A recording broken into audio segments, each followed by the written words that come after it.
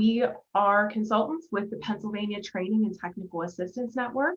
The mission of PATN is to support the efforts and initiatives of the Bureau of Special Education and to build the capacity of local educational agencies to serve students who receive special education services.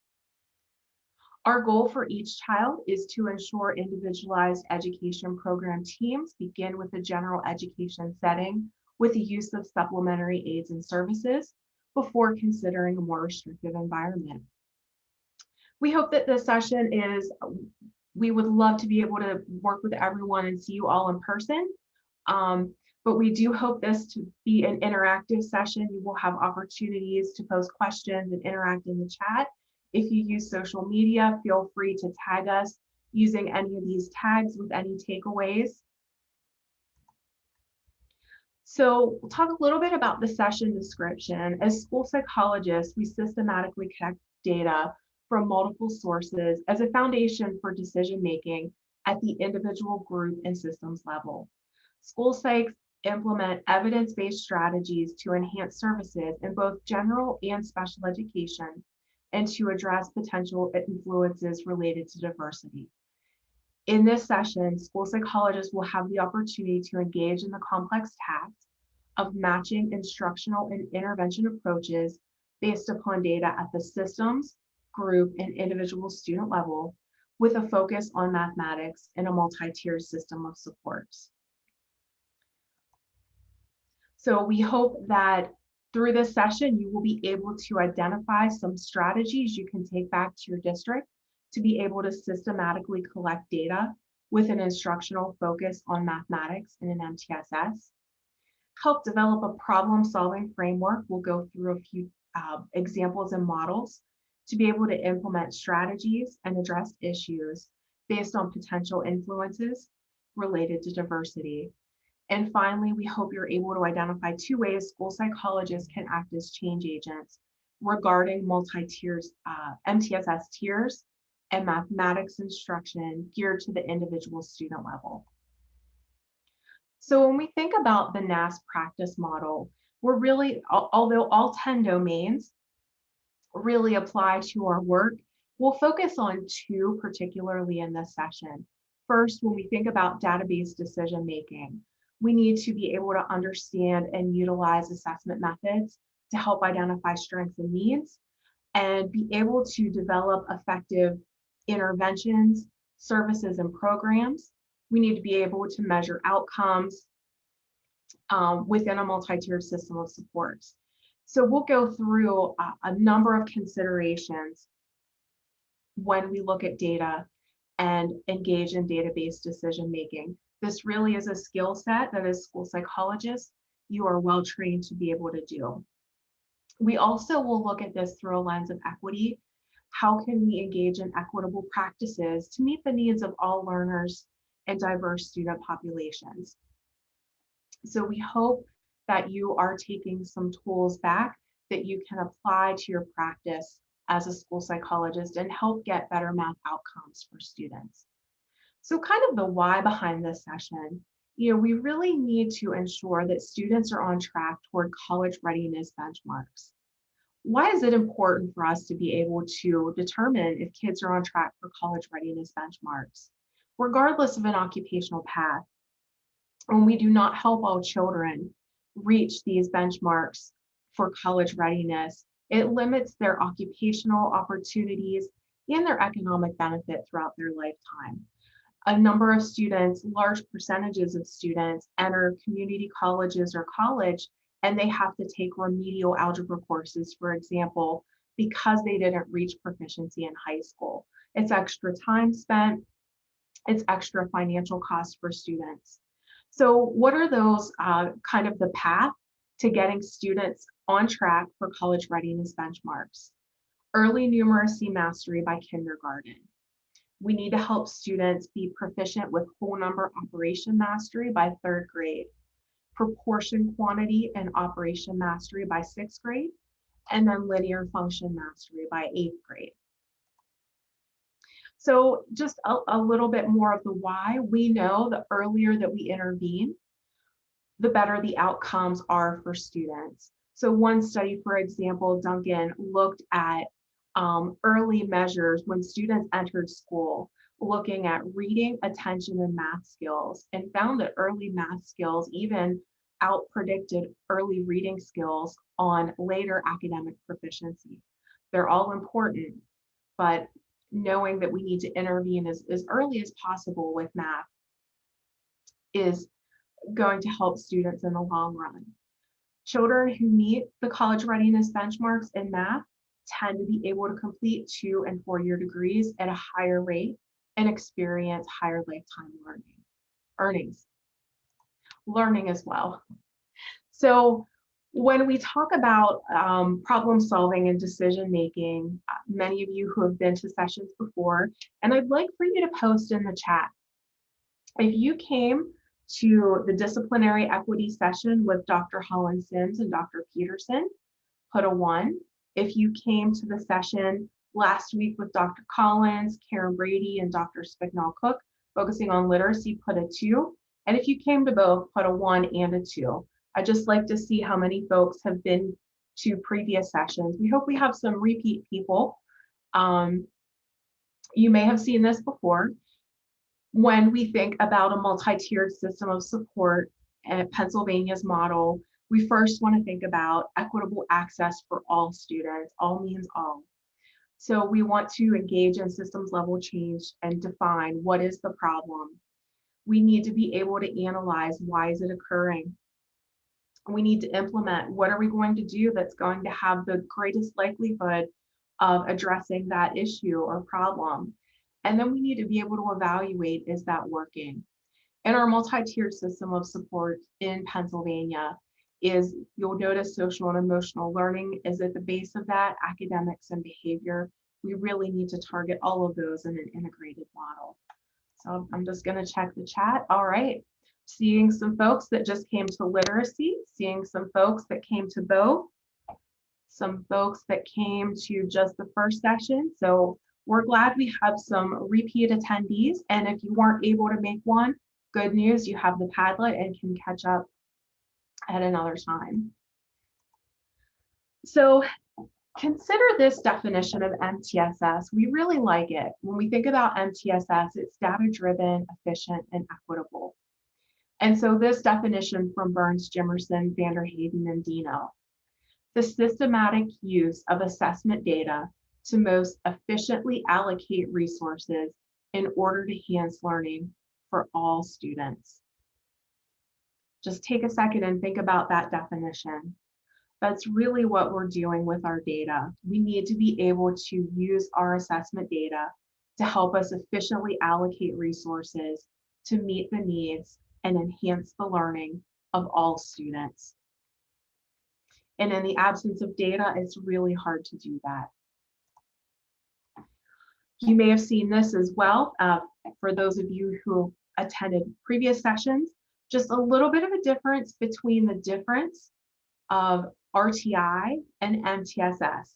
So RTI is really an assessment process that serves as a component of specific learning disability identification from IDEA in 2004. As originally conceived, it had a special education focus.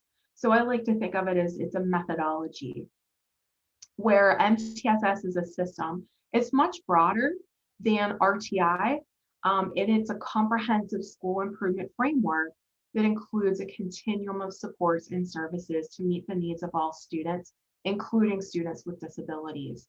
So RTI is part of MTSS, but MTSS is that broader comprehensive system.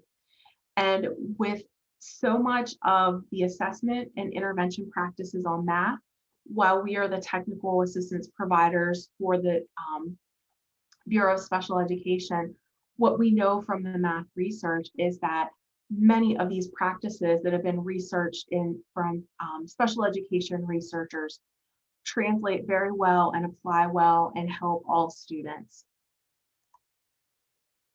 So there are a couple things as we get started and we want to think about assessment practices. There are some foundational considerations with math assessment. People often want to make math assessment and reading assessment the same. And there are some differences, as you'll see throughout the morning. We have a lot of different examples. I know we like to have consistency in our assessment practices, but we also have to follow what the research is showing us. And there's not a great general outcome measure for math. Research has failed to identify a seamless measure with the criterion validity in math, similar to oral reading fluency. We'll look at and we'll talk some more about single skill and mastery measure and sub-skill measures. A lot of times we're used to multi-skill probes. The issue with multi-skill probes is it does not predict performance on single skill probes, and single skill probes tend to result in more stable performance. Single skill probes tend to outperform traditional math computation, math concepts and applications at predicting performance on end of year assessments. So just keep in mind that math assessment is a little bit different. There are some similarities, but there are also some differences when we compare that to reading assessment data. So let's start by talking about systems level data. It's helpful, you know, as school psychologists, people often want to talk to us, hey, I have this student who's really struggling, and we definitely want to help support individual students. But when we have systems level issues, we have a lot more students that have issues and concerns. So it's really helpful to start at the systems level. So we'll look at linking assessment data to instructional practices, resource allocation, and intervention. And we need to start at the systems level to do that most efficiently and effectively. So I'm sure many of you are familiar with this, the three-tier model, where aligning our tiers to ensure that most students are successful through tier 1. And we want 80%, 90% would be great, 100% would be awesome. We want to make sure that the tier 1 or core supports are effective in meeting the needs for the majority of the students. I'm sure you've heard it at a number of other sessions. We often say this: we can't intervene our way out of a core issue. Tier 2 and tier 3, we don't have the resources to intervene our way out of a tier 1 issue. So we've got to work on tier 1 while we're also trying to support students at tier 2 and tier 3. Whenever tier 2 and tier 3 group sizes, we have those proportionate to the available human and material resources, we're able to service those students well. And when we have alignment in our three-tier model, where the majority of students are meeting with success at tier 1, that helps with the reduction of over-identification of students requiring additional services through Chapter 14. So we start at that systems level. One of the helpful pieces of information is to start with universal screening in mathematics. One of the benefits of instituting universal screening of all students' math performance within a school is that we can help determine whether low performance is the result of individual students or classes of students. So when screening data supports the problem is at the school level or at the grade level or even at the classroom level, there is likely a concern with the quality or fidelity of core instruction. When the problem is isolated to student level, then the lack of high quality core instruction is probably not the root of that concern.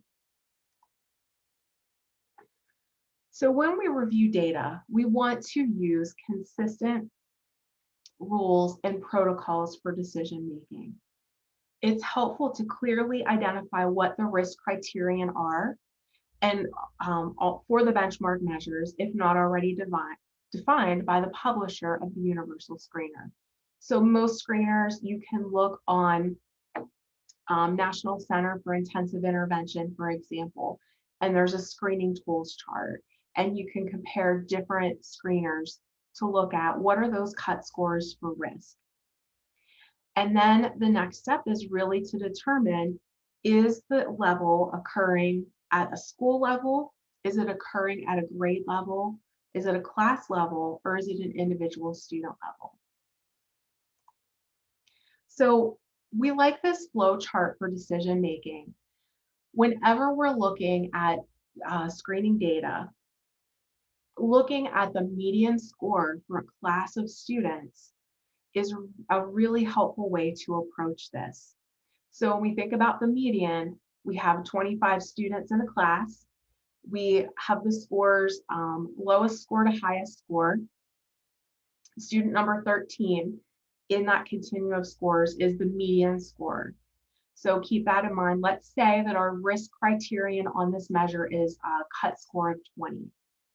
So is that class median score below the risk criterion? If not, let's say that that median student score is 25. Then the majority of students are getting that skill, and we can move to selecting students for tier 2 or tier 3 intervention. If though that median score is below the risk criterion, so we'll say that risk criterion is 20, and the class median score is 17, then yes, we need to engage in some more. We're not going to go right to selecting students for tier 2 or tier 3 intervention. We need to take a little bit more time and look at the broader picture. So we want to look at, do more than 50% of any classes at a grade level have a class-wide problem? No, we intervene for class-wide. I'm going to add to this, anytime there is a class-wide problem, we still want to intervene for a class-wide issue, regardless if we're progressing down this path. We'll learn a little bit more about class-wide intervention this morning, and it's something that can translate into practice pretty immediately for kids once you have the system set up to be able to do it. But just considering problem solving at the systems level, yes, so if more than 50% of classes, so if we have our second grade and 4 out of 5 classes have a class-wide problem, we might have a grade-wide issue. And then we want to be able to look, is it a grade-wide problem? Is it a school-wide problem? Do we have more than 50% of grades in a building? So we have K1, 2, 3, 4 that all have the majority of classes needing class-wide. We might have a school-wide issue. Or if it just seems isolated to second grade, then we'll intervene with a grade-wide problem. Not only horizontal teaming, but vertical teaming is helpful to problem solve through this process. But it's just a helpful way to kind of look through things. Now, as we look at systems level data, as school psychologists, you have the skill set to be able to examine data and determine, is what we are providing working for all students? And everybody works in demographically different schools. Here's a helpful way to also look at systems level data through a lens of equity.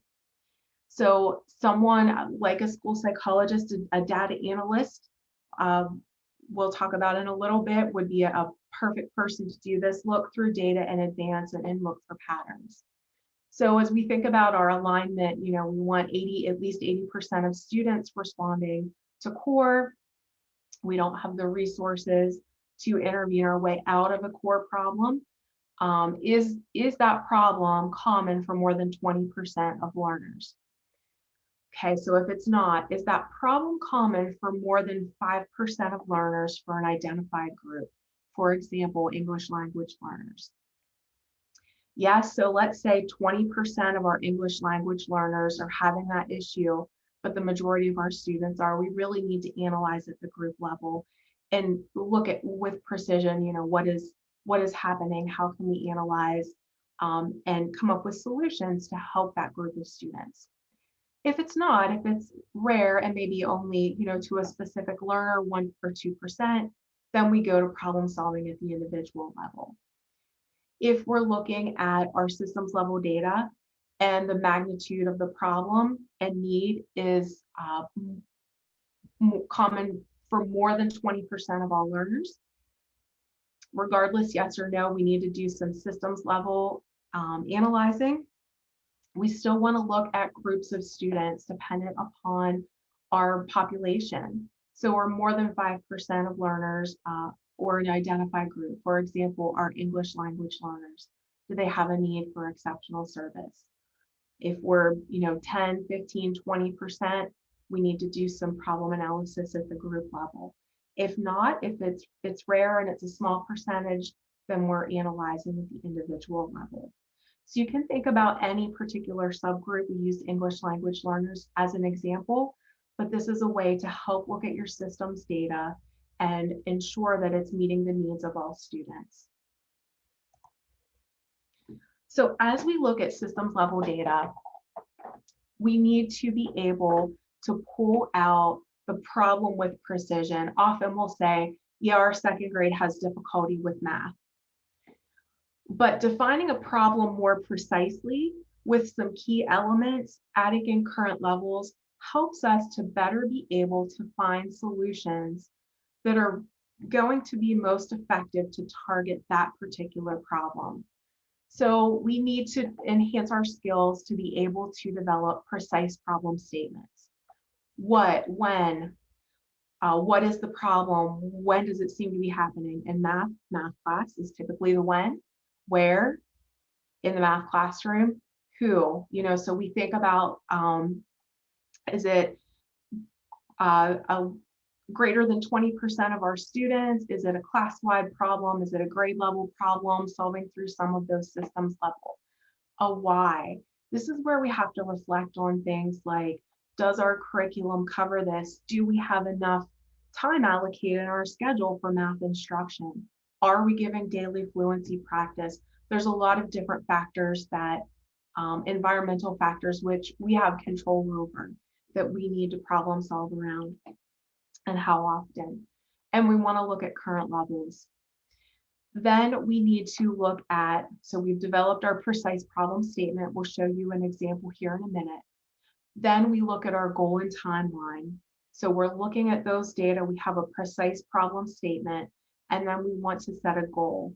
And understanding systems level data, for problem solving at the systems level, and typical growth and those types of things are helpful for us to set goals. And by when, often by our next benchmarking is a good timeline.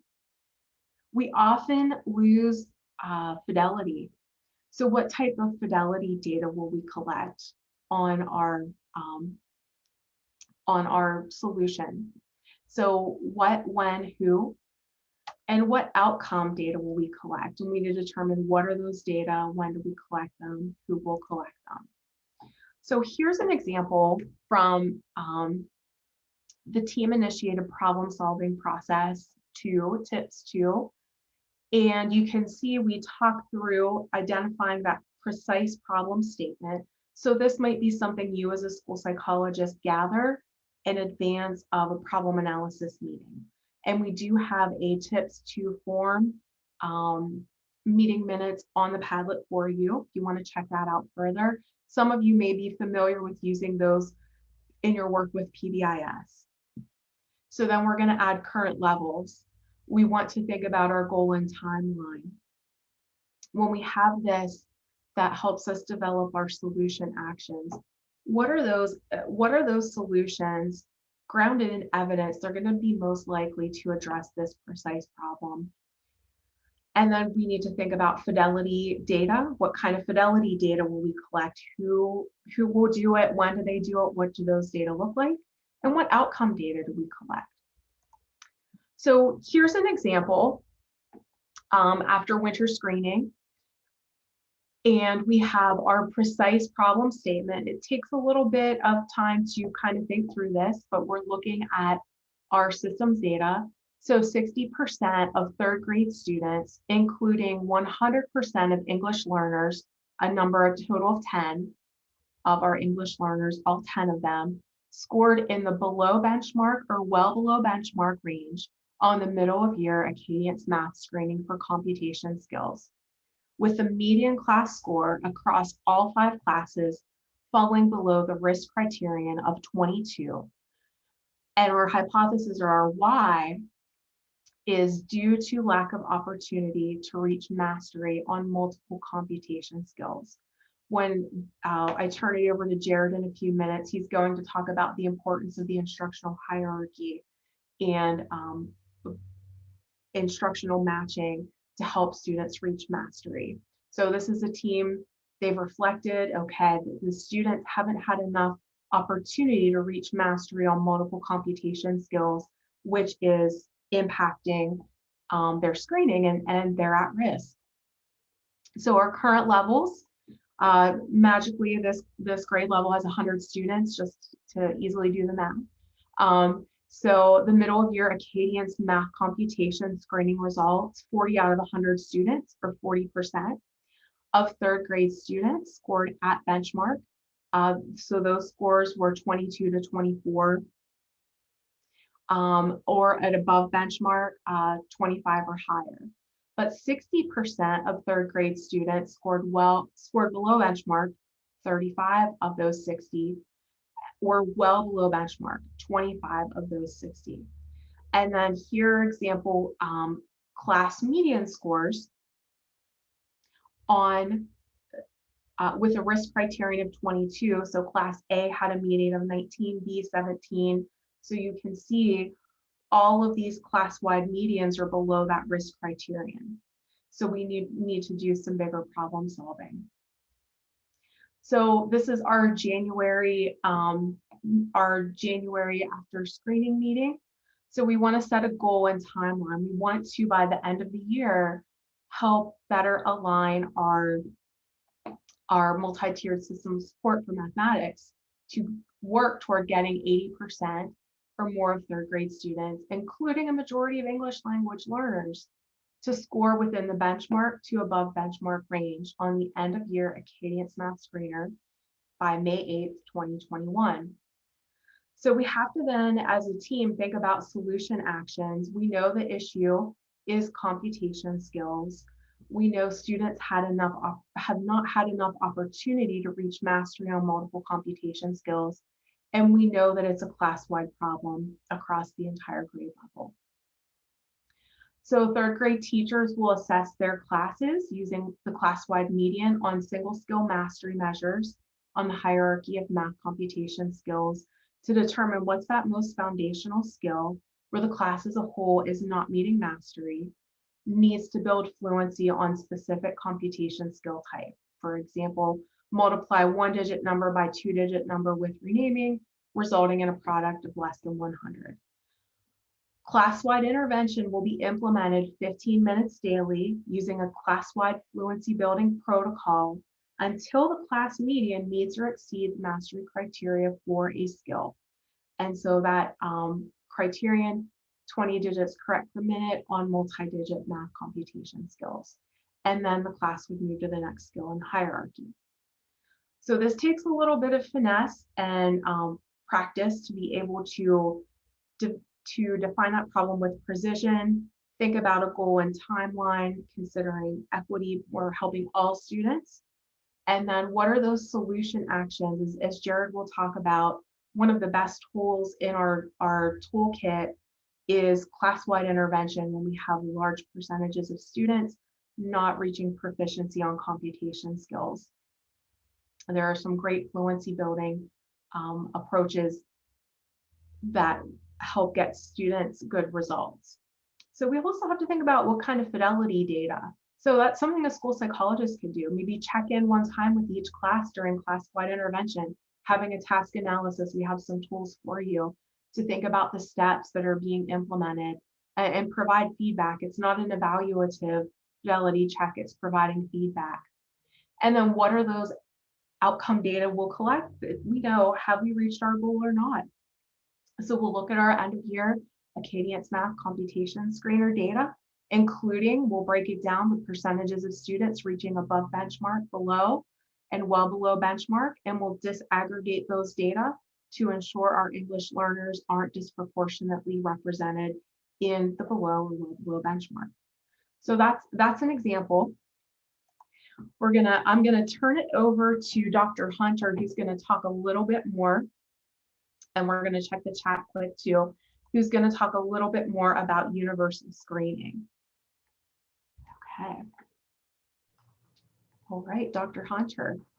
All right, I'm gonna go ahead and share my screen here. I didn't see anything in the chat, Dr. Kruger. I don't know if anyone has any questions that if they want to unmute and ask while we're switching around here, that would be okay as well.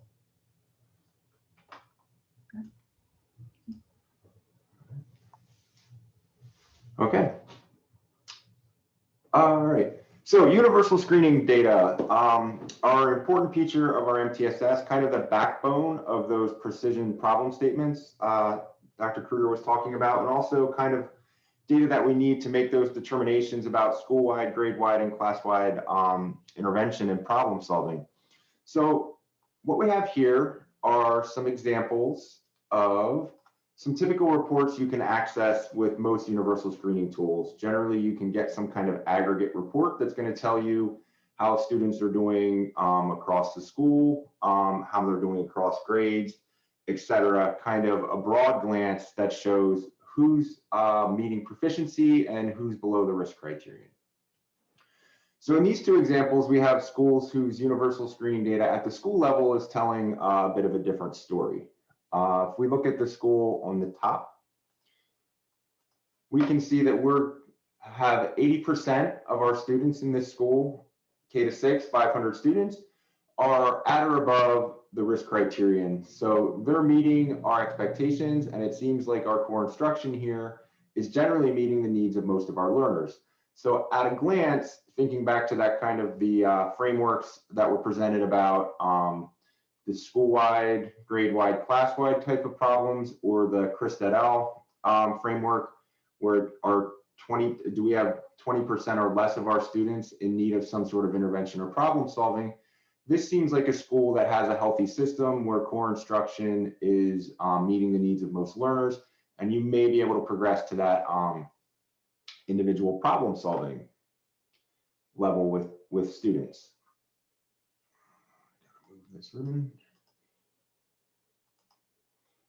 So this school looks a little bit different though. So similar school, K to 6 with 500 students, but here only 60% of the students across the building are above the risk criteria.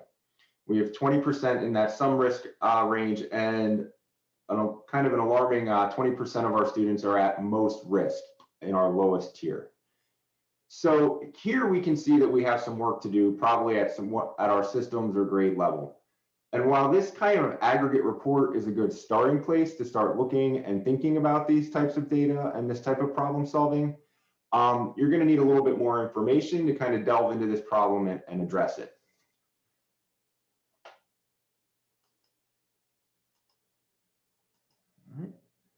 So this report is for that same school, that second one. If you see at the bottom here, this is our school where 60% of our students are meeting with proficiency. Here's a breakdown of our overall proficiency levels by grade. And here you can see this tells a bit of a different story. Okay. As you look through the grades, you can see that we have very different levels of proficiency as we go from one grade to the next. General trend we're seeing is a decrease in proficiency as we increase in grades all the way up and through sixth grade, where now we seem to have a significant problem with only 30% of the students meeting proficiency levels. And certainly way too many students to address via supplemental intervention at grade 6 with the amount of students that need some sort of intervention and are at risk for not meeting our outcomes.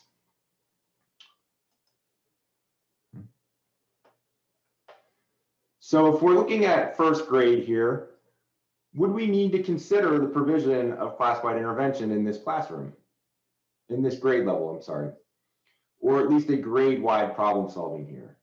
So we can look at this data and likely we're not in need of a grade-wide intervention here. We don't have the proficiencies level listed out by each classroom, but when 80% of the whole grade is meeting or exceeding the risk criterion, it's likely not something that's going to need to be addressed at the grade-wide level. You may still have some classes in there where class-wide intervention may be appropriate, so you may need to proceed to that next level of data analysis. But at a glance at first grade, there does not appear to be a grade-wide problem. Now, when we move down to fifth grade, is this a grade where we would need to consider some type of grade-wide intervention? And possibly yes, because here with the number of students who are going to need supplemental intervention, again, is far too great to use to address using a tiered model of intervention support. So you're likely going to need some kind of problem solving at the grade level here, looking at the overall proficiencies of that whole grade. And if you break this down into individual classrooms, you're likely going to see that class-wide intervention is going to be needed as well to support students in acquisition of skills. In addition, though, in this school, we can't just think horizontally across the grades, correct? We might need to think vertically in our problem solving as well, because there's probably a reason that students are proficient in grades 1, 2, and 3, less proficient in grades 4 and 5, and finally even less proficient in grade 6, right? So this suggests the needs to take a look at kind of curriculum and skills in that vertical alignment, like what's happening in 1st, 2nd, and 3rd grade that students are arriving to 4th grade without the computation skills that they need. So those conversations across grades and within grades are going to be needed to adequately address this problem and to come up with some solutions. And thinking back to the precision problem statements that Dr. Kruger covered as well, when we're thinking about the why are only 60% of 4th graders proficient on their computation skills? Some of that may be have to do with some curriculum and instruction that's occurring at 4th grade, but some of that is probably due to some curriculum and instruction that is occurring in previous grades as well. So getting all parties involved and discussing and analyzing the data and coming up with solutions is going to be necessary to really address this problem at the building level. So hopefully we have some people on the call here today who are in secondary schools. So this type of data is more of like a CBM type of data that you might get with like an Ames web system or an Acadience or a FastBridge or something like that. At the secondary level, you may not have that type of data. However, you do have a pretty valuable tool readily available to you that you can use as a bit of a universal screening tool, and that's PBOS data, right? So I don't know how familiar everyone is with PBOS, so we'll just kind of run through what's on the graph here before we talk about how we can use this in an MTSS system and to as a universal screener and identifying some things in terms of students who may need supplemental intervention, and also how to use this data to evaluate need for maybe grade-wide or systems level problem solving as well. But this chart is the PBOS quintile report. And so what we have here is the distribution of students at this particular grade in this particular school based on those percentile quintiles. So this represents the range of 0 to 20th percentile. We have students here 28th to 40th percentile, 40th to 60, 60 to 80, and 80 and above, right? So when we think about where proficiency levels generally fall on screeners and high stakes assessments, usually those proficiency levels are the 40 odd some percentile, right?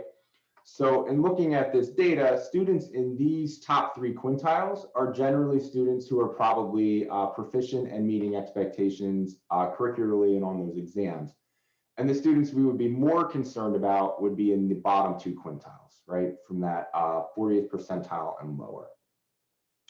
So these are the ranges where student achievement falls. Over here, you can see how many students are in each quintile group, and you get your total number of students. So using this data, you can, with some pretty simple calculations, you can determine the percentage of students that are proficient, right, top 3 quintiles, versus the percentage of students who are at risk or not meeting curricular expectations in those lowest 2 quintiles. So in our example here, we can see that with some quick math, 40% of students are in the bottom 2 quintiles here. We've got 18% in the lowest quintile and 21% in that second lowest quintile. So this is a graph that's similar to the previous example we have, where we have an overall kind of at that grade, we have a 60-40 split in terms of 60% of students are at low risk, 40% of students are falling in the at-risk range for not meeting proficiency and skills. Another thing that PBOS can do for you is kind of generally help you see how well students are responding to the instruction that's afforded to them. That's another feature of this graph. So if we look at this solid green line here, that line set here at the 0 would represent a situation where a student makes an entire year of growth and maintains their relative standing. Okay, so if I was at the 40th percentile in grade 5 and I grew a year and was still at the 40th percentile in grade 6, that would place me right at this green line. Now, these are aggregates for all students in these groups, and they don't represent individual students on this report.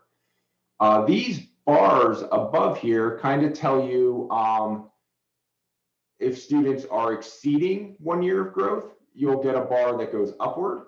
If they're losing ground, not making a full years of growth, you'll see the bars extending downward. And then you have these box and whisker plots that kind of show you the range of average, above average, and below average growth that occurred within that group. Now, this yellowish color one, I think, kind of a tan color there, represents the 3-year average for the group, while the blue one represents just that previous year. So by looking at these kind of growth indices here, you can see, are students gaining ground, are they maintaining their standing, or are they losing ground? And in this way, you can kind of see how is what we're doing, how are students responding to the instruction that we're providing. Erica, I'm seeing some things in the chat. Are there any questions about the PVOS data and charts that we need to address? There was a question, the difference in yellow and blue, was it males and females? It's current. The other is the past few years data. So it's been addressed. All right, cool. Like to hear that. So again, we can get a breakdown of general risk levels in our school, percentage of students at risk, and we can also see how is the instruction we're providing doing it meeting the needs of students. And you can, and what's cool about PVOS is you can look at that across the different quintiles, right? Are we doing well with our lowest quintiles or higher quintiles or middle quintiles? You can see if maybe your student is differentially serving students at different academic levels, if there's a differential benefit in their response to the instruction. So another thing that you can do with PVOS that's really neat, that's a good efficient feature of this, that maybe some of your AIMSweb and DIBBLES, you would have to mine this data out yourself and do a little extra work, is you can pull out different subgroups, and that helps you look at your MTSS system or your instruction and your MTSS provision through a more equitable lens, right? Because you can see how are we doing for some of our vulnerable and marginalized groups. So in this example, we have our whole group kind of quintile report up here. And then we have a subgroup pulled out that we can do comparisons to see how is this subgroup comparing to our school average in a whole. So in this particular example, 42% of students in the subgroup are in the lowest quintile compared to 18% of the whole school, which performs in the lowest quintile. And then 26% of students in the subgroup are in the second lowest quintile as compared to 21% of students in the whole school. So when you look at those numbers, you can see that in terms of this particular subgroup, they are very disproportionately represented in that lowest quintile of achievement. And that might be an area, hopefully it would be an area that a problem-solving team and a school would identify as a need and to put some solutions in place to address that. So the other thing we can do as well is we can look at the bar graphs here to do kind of like a visual inspection as to how do our students seem to be benefiting from the instruction provided them in our subgroup as compared to our whole group. Okay? And what kind of becomes evident here is that you can see that in those lower two quintiles where these students tend to be disproportionately represented, we're getting similar growth overall, at least on our 3-year average, as we are to the whole school data. Something happened in the previous year in this example where that growth is not as strong in that second quintile. But overall, when you look at your 3-year averages, those are pretty similar, if not better. But what you can see is that students who are in the top 3 quintiles in this subgroup do not seem to be deriving the same benefit of instruction as the general comparison of the whole school as well. So from examining your data this way, you can pull out a couple of systems level issues related to equity that you can use to problem solve, develop some precise problem statements, and put some solutions in place to help provide more equitable access to instruction. All right. And we can pause there for any questions about the PVOS data, but next we're going to switch it off to Jared, who's going to talk to us about the instructional hierarchy a little bit, which is some very exciting stuff.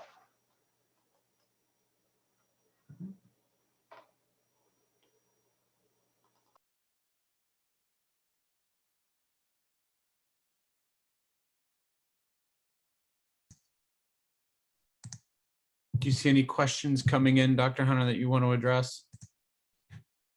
No, chat looks pretty quiet right now. I'm just going to pull that chat up and hide it over here.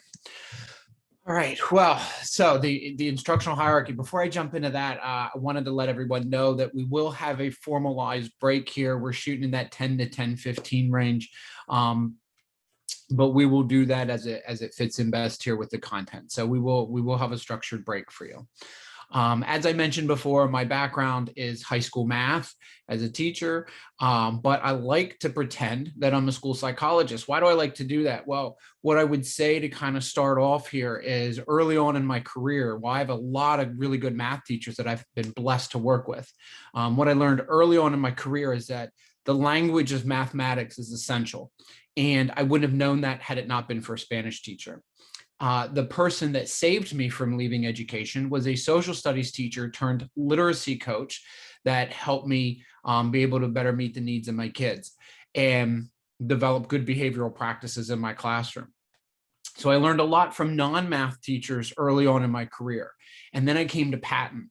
And I've got to tell you, over my time at Patton, I have not learned more from any one group than school psychology.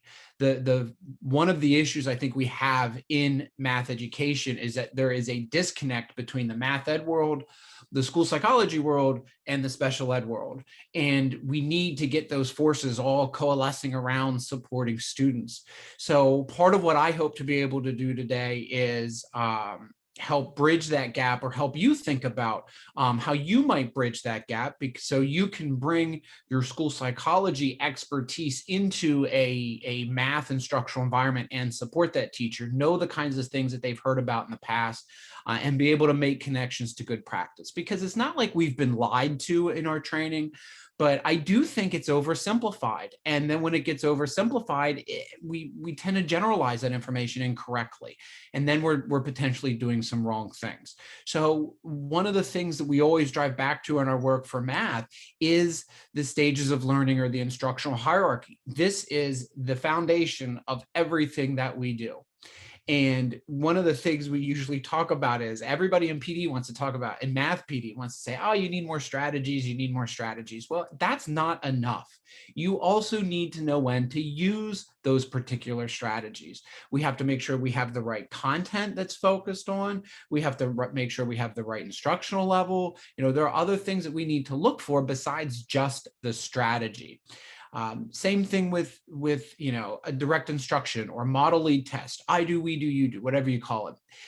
When general education math teachers are trained, we tend to hear this is a good way to instruct kids on math. And so then how that generalizes, well, you're going to do 10 minutes of whole group instruction, 10 minutes of guided practice, and then 10 minutes of independent practice where they work it out on their own. The problem with that is, while it's a good thought that we're going to use model lead tests, it shouldn't be predicated based on time, right? It's not like every kid is ready to transition after 10 minutes, because what's been lost in that translation is data that connects it to the instructional hierarchy.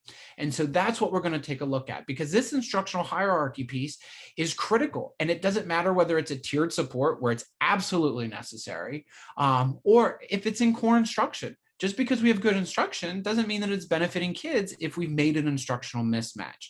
So this is always the foundation of what we do. And I think a really good starting point for school psychologists to be able to come in and make connections to teachers and say, I see this strategy. Why are you using that? You can connect it to that stage of learning and then see if that's, the stage that the students are at.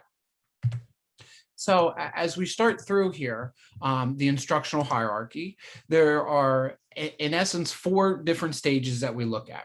And so that first one is acquisition. And we're talking about this in terms of math today, but just to be clear, this is how learning happens. Doesn't matter whether it's math or not.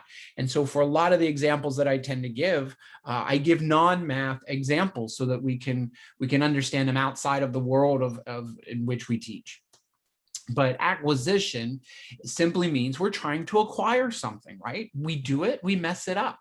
And what we need is to be able to repeat that skill consistently and accurately, which means start doing it right, stop messing it up.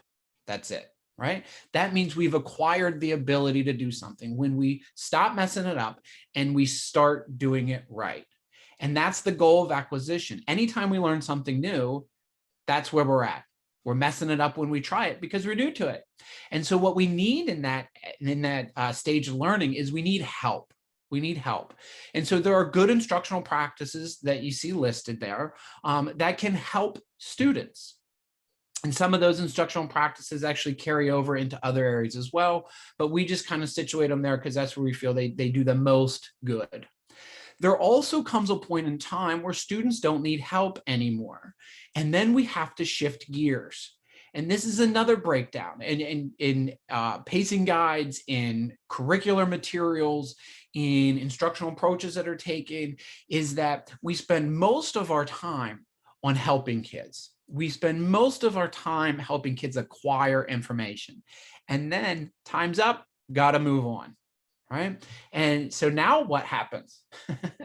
They've never built proficiency with it, which means they were able to do it, but they were slow. It was tedious. They still probably needed some help. And so they're not able to ever really generalize those skills because they didn't get good enough with them. They don't build fluency with those skills. So there comes a point in time where we have to shift out of that acquisition phase because data indicates that they don't need help anymore.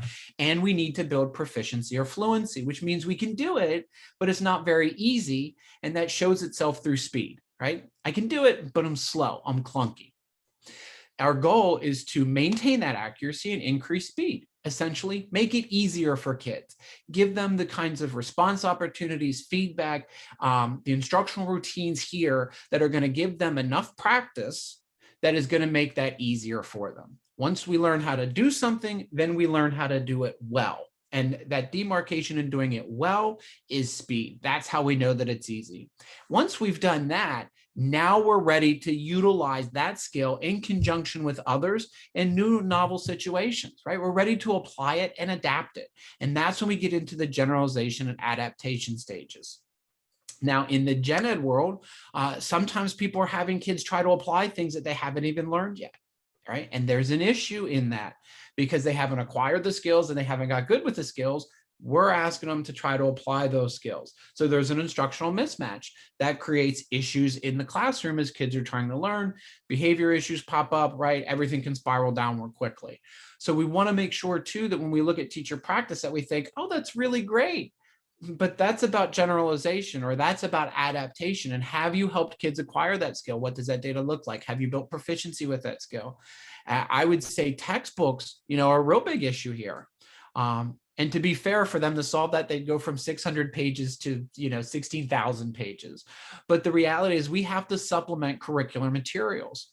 Because if you look at any particular lesson, there is a defined number of problems that is making an assumption that if kids do this set, they will acquire it. And if they do this set, they will be proficient with it. And then they can deal with more complex word problems. Oftentimes, kids are put into those more complex word problems or those novel problem-solving situations before they've had enough help to have acquired it, or before they have the practice they need to really be fluent with it.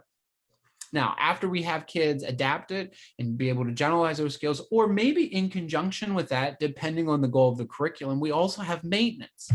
And the thing with maintenance is you used to be able to, but you can't anymore, right? I could do it, but not like I used to, because the reality is if we don't practice things over time, we lose our ability to do those. Now, the good news is if we truly develop fluency with that content, it's harder to unlearn that. And it's also easier to pick it back up. Those are two critical things. Then reteaching becomes a refresh, not a big, lengthy process because we developed fluency with it at one point in the past. I think the best example of this that doesn't apply to me is learning a musical instrument. Okay, I was forever stuck in an acquisition stage, to be honest, because I thought I could teach myself, couldn't do it, needed help, right? Never got the help. So I also never became fluent because I could never play anything. And if you think if I picked up a musical instrument today, I still wouldn't know what I was doing, right? Because if I had acquired any of that information, it's totally gone now. So we think about maintenance, and you played an instrument for years in school. Maybe you were in marching band or you were participated in some other kind of activity, and you were fluent, like you could play that clarinet very, very well. And then life happens. You get into your job, you sit down the clarinet. 20 years go by maybe, and then you pick that clarinet back up. You're going to be clunky at first, right? But that muscle memory is going to kick in. You're going to start to remember notes, a couple songs, and next thing you know, you can build that fluency back up pretty quickly. You can start to actually play again. And so that's a key thing here. We don't always build proficiency or fluency with math content. And over time, that has large implications. I would say kind of like a snowball effect, right? As Dr. Hunter showed earlier, we saw some of that data that basically said kids 75, 80, 70% were above benchmark and meeting the criteria in the early grades.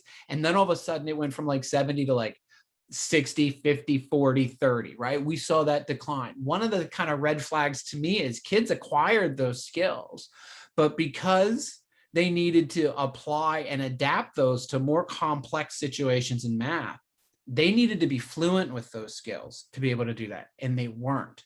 And so over time, finger counting became an inefficient strategy. Counting on became an inefficient strategy because kids never got fluent with their math facts, for example. And because they weren't fluent there, they couldn't get fluent with the particular algorithms that they were supposed to learn over time. And because we couldn't get fluent with algorithms and facts, then all of a sudden we've got long division and fractions popping up, and now the wheels are off the bus at that point. Okay, so we really like to ground everything in these stages, and we think about, do kids need more help? Do kids need more practice? Or have they not had to do it that way before, or they just haven't had to do it in a while, right? Do they need acquisition? Do they need proficiency, fluency? Do they need generalization, adaptation, or do they need maintenance? And I'll be honest with you that from what I see in the classroom, we don't have huge acquisition problems. Concepts are pretty good at being developed. Most kids get the help they need. Not all, but most. However, those things aren't worked on to build proficiency or fluency. They haven't had enough practice with those things that they've learned. And so as we move on to new content, things that they had acquired, they lose the ability with, because then we also don't have maintenance things. We're always trying to do new content, right? And we kind of forget to practice all the old stuff. And then we wonder, well, I need you to use this skill. Where did it go? I thought I taught this to you last week. Well, we didn't practice it for a week, right? And I was never really good at it when we were learning it. So is it any wonder that I lost it as a student? So we ground all this stuff in the stages of learning. Do kids need help? Do kids need practice? Are they trying to do it a new way, or did they need to maintain that skill? And mostly it's proficiency building and maintenance, but we also see times where we do need some interventions to support acquisition. This is another way to think about it, the stages of learning that we really like with teachers. And this looks at kind of tracking performance and error rates over time to help kids think about learning a specific piece of information. And so what we would share is that in that first stage, in that acquisition stage, performance starts low and increases. Errors start high and go down, right? Which is another way to kind of visually say, stop messing it up, right? Stop making mistakes and start doing it right. And naturally, when you replace bad work with correct work, or you replace mistakes with correct work, you'll be doing more things correctly. But there also comes a time when you're really not messing it up. You don't need help anymore. And now we have to shift our instructional focus, and therefore the strategies that we emphasize or that we match to student need, we have to shift them to not help, but practice, right? To build proficiency. Performance in this range accelerates. It goes up even faster than at the acquisition stage. Why? Because we know what we're doing. As a student, I know what I'm doing. So I got to get repetition and good practice, good practice, good practice, good practice, right? And as I do that, we want to maintain that low error rate. It's not going to say the kids are perfect, right? Because we're all human. But all of a sudden, I'm not going to start messing up half my problems that I'm doing simply because I'm trying to increase my speed. One of the big issues here, that we talk about is the issue of homework, right? And what purpose does homework serve? Oftentimes, homework is given before students are building proficiency. And that's an issue. because in proficiency building or fluency building, we're talking about that through the lens of independent practice, meaning that kids can do that work on their own, which is a fancy way to say they don't need help, right? So you send them home with homework, they don't need help. How many kids go home and have to look for help? They go to the internet, they go to a cousin, a sibling, maybe a parent, right? Up until middle school, high school, when parents don't want to help anymore because they didn't have successful experiences in school because of the kinds of instruction that they received. And the issue is, shouldn't be going home for help, right? Homework that goes home should be independent practice, should be the things that kids know, the things that they're working to build fluency on, or maybe the things they're working to maintain because they're not making many mistakes with it. If kids are still making mistakes, they're in an acquisition stage of learning, and those kinds of things should be kept in the classroom. There also comes a point in time when enough is enough with building fluency, right? And that's why we need good school psychology data, as I like to refer to it. There is a point in time where the data says, yeah, you're good enough. You don't need to get any faster at this. You are fast enough that we can predict success in the future. And that's kind of our goal in building fluency or proficiency. Get fast enough, make it easy enough so that we know that I'll be able to use that skill in the future when I need it, or combine it with new skills or previously learned skills in novel ways to really engage in problem solving. That's what we want out of our learning. Now, when we talk kind of again about that model lead test or explicit systematic instruction, I do, we do, you do, those kind of three core components are explicit modeling, guided practice, and independent practice. And as we talk to teachers about this, what we would say is I do, or explicit modeling, is all about acquisition. Your model should be clear and concise, your language consistent, you're providing tons and tons of immediate specific corrective feedback and positive reinforcement, and you're doing that to help kids. And as they get towards the end of that acquisition stage or beginning of building proficiency, you're looking at guided practice where kids start to take over, start to take control. They start to lead, they're building independence, but they're not independent. So we can fade some of those supports that were maybe there in the explicit modeling. We might put in some other scaffolds and supports to support them in their independent work as we fade our support. And then as we shift to independent practice, now this is saying they don't need help. They're ready to practice. Those things don't happen in 10-minute or 15-minute increments in a given class period. Different kids are going to move through that progression at different rates of speed. And so it's not as simple as saying, oh, I do, we do, you do in my classroom. So I'm good. I got that, right? It's a little more nuanced than that, right? We have to be able to tie all this work back into the stages of learning. And I'm talking to you a lot about that now through a core lens, like core instruction, but we're going to get into class-wide intervention here in a little bit. And when we get into class-wide intervention, we're going to have to ask ourselves the same question. If over half my class is struggling and I have a class-wide problem, is it an acquisition problem? Is it a proficiency problem? And typically it's going to be one of those two areas. Mostly it's a proficiency problem because we do a pretty good job with acquisition in a classroom, but we didn't really build fluency or proficiency. So class-wide intervention as a whole is a proficiency building activity. But we can also kind of shift that perspective to be able to work on maintenance or acquisition practices as well. But again, we just want to ground everything in the stages of learning so that you can kind of come into a math classroom with, okay, I kind of know the things that you've heard about as a math teacher. I know what the research is saying out of school psychology, and we can help integrate these two fields. Because as I shared, in the last 10 years, as a math teacher, I'm not learning from other math teachers as much as I am from the field of school psychology and the good research that's coming out of there. So it is imperative that we are able to take special education, school psychology, and math ed, and be able to combine those forces so that we all get this cohesive vision about what best practice looks like moving forward. So again, to kind of hit some of these summary points, when we think about effective strategies for students in the acquisition stage, teachers need to really demonstrate that skill.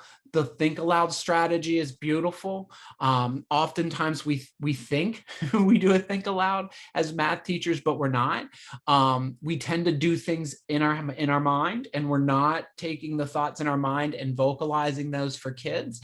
So this is a really good way to practice not just what I'm doing, but what am I seeing? What am I thinking? Why might I try this particular strategy or whatever it is, so that kids know that's the way my teacher thinks. So then they have that same kind of thought process that they can model. Students should be correctly performing what they're asked to do. For example, they could be doing those on the board or whatever, but the teacher needs to see it. Why does the teacher need to see it? Because students need to get feedback. Okay, students have to get feedback. Good feedback, absolutely. This specific positive reinforcement, I really love the way you're using a ruler to graph your line. I really love the way you're lining up your place value when you're doing this addition algorithm. That's beautiful, okay? But I also need specific corrective feedback that is going to say, but this is what I need you to improve upon. And so often I think in math class, kids have a perspective of this is an all or nothing deal. I either get the right answer or I don't get the right answer. Now, to be clear, there's a time and a place where we need the right answer, right? But we're in an acquisition stage of learning. Kids need help. So it's not all about the right answer yet. It's also about where are you at in your process? Where's the breakdown in the thinking process or in your computation skills or the procedures you're using, right? Where did it specifically go wrong so that I can give you feedback on that specific thing that you need to do so you can correct that specific behavior in terms of your mathematics. This is why the think aloud process is so critical for teachers to use, because then we get kids to use it. And now it's easier for teachers to be able to diagnose what the child's thinking because they don't have to make it up. They can hear it being verbalized by the child, and it really helps with giving feedback. And then, of course, that praise, encouragement for effort is there as well. Kids need help, right? And it means they're making mistakes. So we have to continue to get them to engage in that. One of the ways to do that is obviously by getting achievement. We are motivated when we see ourselves improve, but also we're going to need that behavioral reinforcement for the effort that we put into it at this stage so that we can maintain that engagement. When we think about building fluency, some stuff changes, some stuff kind of hangs on here, okay? The main thing is students need more response opportunities. So all those kinds of instructional and strategies we put in place are about more practice or more response opportunities, okay? Drill is good, repetition is good. That's not good in an acquisition stage of learning, right? You don't learn how to multiply single digit numbers by day one being handed a worksheet and say, here, do these 100 multiplication facts. I don't know any of these. So how does that help me? It doesn't. But timed activities when building fluency, after I know what I'm doing, that helps me, right? Because I need more practice and I need that within a confined time so I can work to build speed. We still need feedback. We still need feedback, but it's delayed a little bit, right? And it's feedback on how to build fluency. Hopefully they're maintaining accuracy, but sometimes kids focus just on speed and not also on staying correct. So sometimes we do need to say, slow down a little bit. If you slow down now, you're going to go faster in the long run. And then, kids still are going to need encouragement and praise and be reinforced that way when building fluency. Again, if they see their own data, and we'll look at this more in class-wide intervention specifically, but when kids see their own data and they see improvement, that is motivational. But we also want to reinforce that effort, right? And that they're working hard, they're trying their best, and it's small sequential steps over time that are going to get the largest payoff for us. When we think about generalization or maintenance, we want to still target skills that kids need to use. We still think about praise and reinforcement, but we're doing it when they use either those old skills in new ways, or they combine those skills in new ways to solve unique problems. We still need to target those skills though, right? They're still practicing those skills that they've learned in the past and using those skills in new and novel ways. One of the ways they can get their maintenance practice in is by working to generalize those old or previously learned skills. Another kind of piece here too that we see in the fourth bullet point is that teachers work with parents to identify those tasks that kids can do outside of school and to practice those skills that they've learned. It's kind of a fancy way to say homework, right? So we think about homework, that's kind of a really good spot to think about maintenance, things that kids have learned previously, they got good with in the classroom, and they really don't need help anymore. They just need to continue to work on it. But also generalizing that to the broader context. So much of our life is about estimation and statistics in the day-to-day happenings. So we sometimes have to make a concerted effort to say, how does computation fit into your life? Because kids might not see that since everything's just being estimated by adults and we don't necessarily verbalize that. Or, there's a lot of statistics that are out there, but can we help kids make connections between the day-to-day activities of what we're doing and what they've been learning in school to help them kind of generalize those ideas to a much broader sense? And of course, we need to give opportunities to review and practice those skills. And we talked about a handful of different ways that we could do such a thing. And now we're going to shift over to Dr. Karuder to talk to you about progress monitoring those systems. Yeah, so as we think about the instructional hierarchy really being the foundation, whether we're working at systems level, whether we're working at group level, or whether we're working with individual students, that's something really important to consider. I'd like everyone to take a second and think about what is a skill that maybe you acquired. It doesn't have to be anything related to math. What is a skill that maybe you acquired, but you never reached proficiency with it? So I'll give you an example for myself.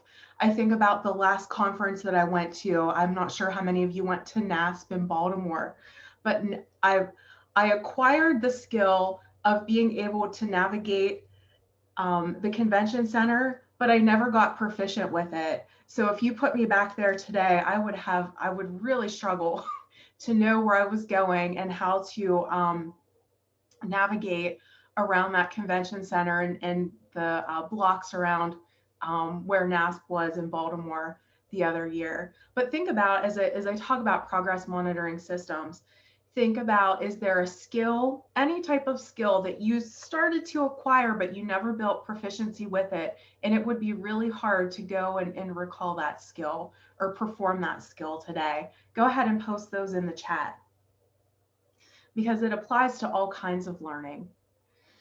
All right, so and I'll revisit those here in a minute. So it's important, what we're looking at systems level data, it's helping us set goals. It's helping us determine what are some solutions that we will need to do to help improve systems. But how can data help us monitor systems? We're so used to thinking about progress monitoring individual students, but we can also use data to progress monitor systems.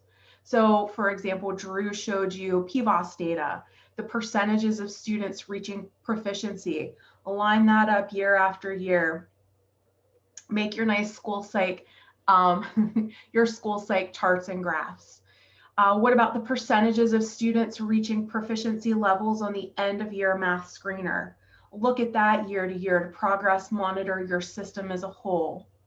Disaggregate data and look at that. How is your system helping to address any disproportionality for groups of students?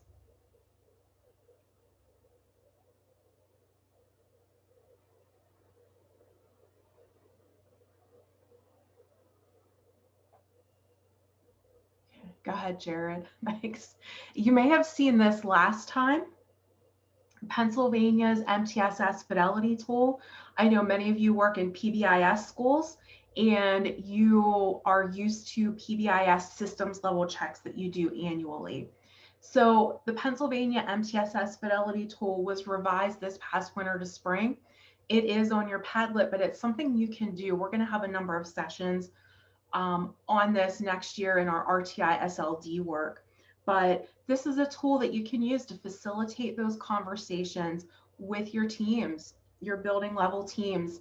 about the fidelity of your systems and have those discussions, and then action plan, progress monitoring systems. So I'm going to turn it back over to Jared here. I just want to read a few things from the chat people built acquisition on: playing the guitar, the flute, knitting, ice skating, piano, reading PVOS data. If we don't use it, we lose it, right? Playing the trumpet, driving downtown Pittsburgh. I feel you on that, Teresa. I can't do it either. Learning to speak French, making nicely decorated petit fours. I will be over, Wanda, if you make those, if you get to proficiency on that. All right, skiing. Okay, thanks everyone. Wanda, I'm not even sure what that is. So I would say I'm way back at the beginning of an acquisition stage. That's brand new vocabulary for me. Okay, so let's keep working through here. We think about problem solving for groups of students. And again, just a reminder that we're going to be taking a break in probably the next 10 to 25 minutes, just so everybody knows about that 10:15 mark. We're really talking about class-wide intervention. And I've got to be clear in my idea. We talk about learning loss. Class-wide intervention is going to be the thing that closes the gap in schools. Class-wide intervention that's done well. It's the only way we're going to make up time. And so let's start working through that. As we talked about the class-wide or this flow chart earlier to help make decisions, what we're really thinking about now is more than 50% of my class is showing a problem. And so when more than 50% of your kids have a problem, we intervene at the class-wide level, meaning we're going to work in class-wide intervention. And one of the reasons we do that is because if the median is below, that's saying more than 50%. So over half your class. We like the median because we're talking about the number of kids that are sitting in seats. And so the most efficient and effective way to do that is intervene in core with the entire group. So as I mentioned, it's within core. And so we often talk about tier 1, tier 2, and tier 3, but I was just on a call yesterday with some IUs and Dr. Amanda Vanderhayden. She said that in a new book that she's working to revise on assessment and intervention in an RTI model. Class-wide intervention is officially being defined in their text as tier 1.5. It exists within tier 1. But it is that kind of layer between, right? It's not quite tier 2. It's not small group. It's a whole group need. And so we have to layer this in. It is a core enhancement. Okay, we are improving what we're doing in core. We have a whole group need statistically, right? Over 50% of our kids. And so how are we going to small group our way out of that? We're not. So we need to supplement within our core time, which means taking some time away and doing some different stuff. And I'm going to tell you the first response every math teacher is, oh, I don't have enough time as it is. Every math teacher is facing this dilemma pre-pandemic. I want to teach this, but my kids don't really know this. And how do I balance the skills they need with the content I'm responsible for teaching? And how do I prioritize the right skills so that it impacts and supports the core content that I'm supposed to be teaching?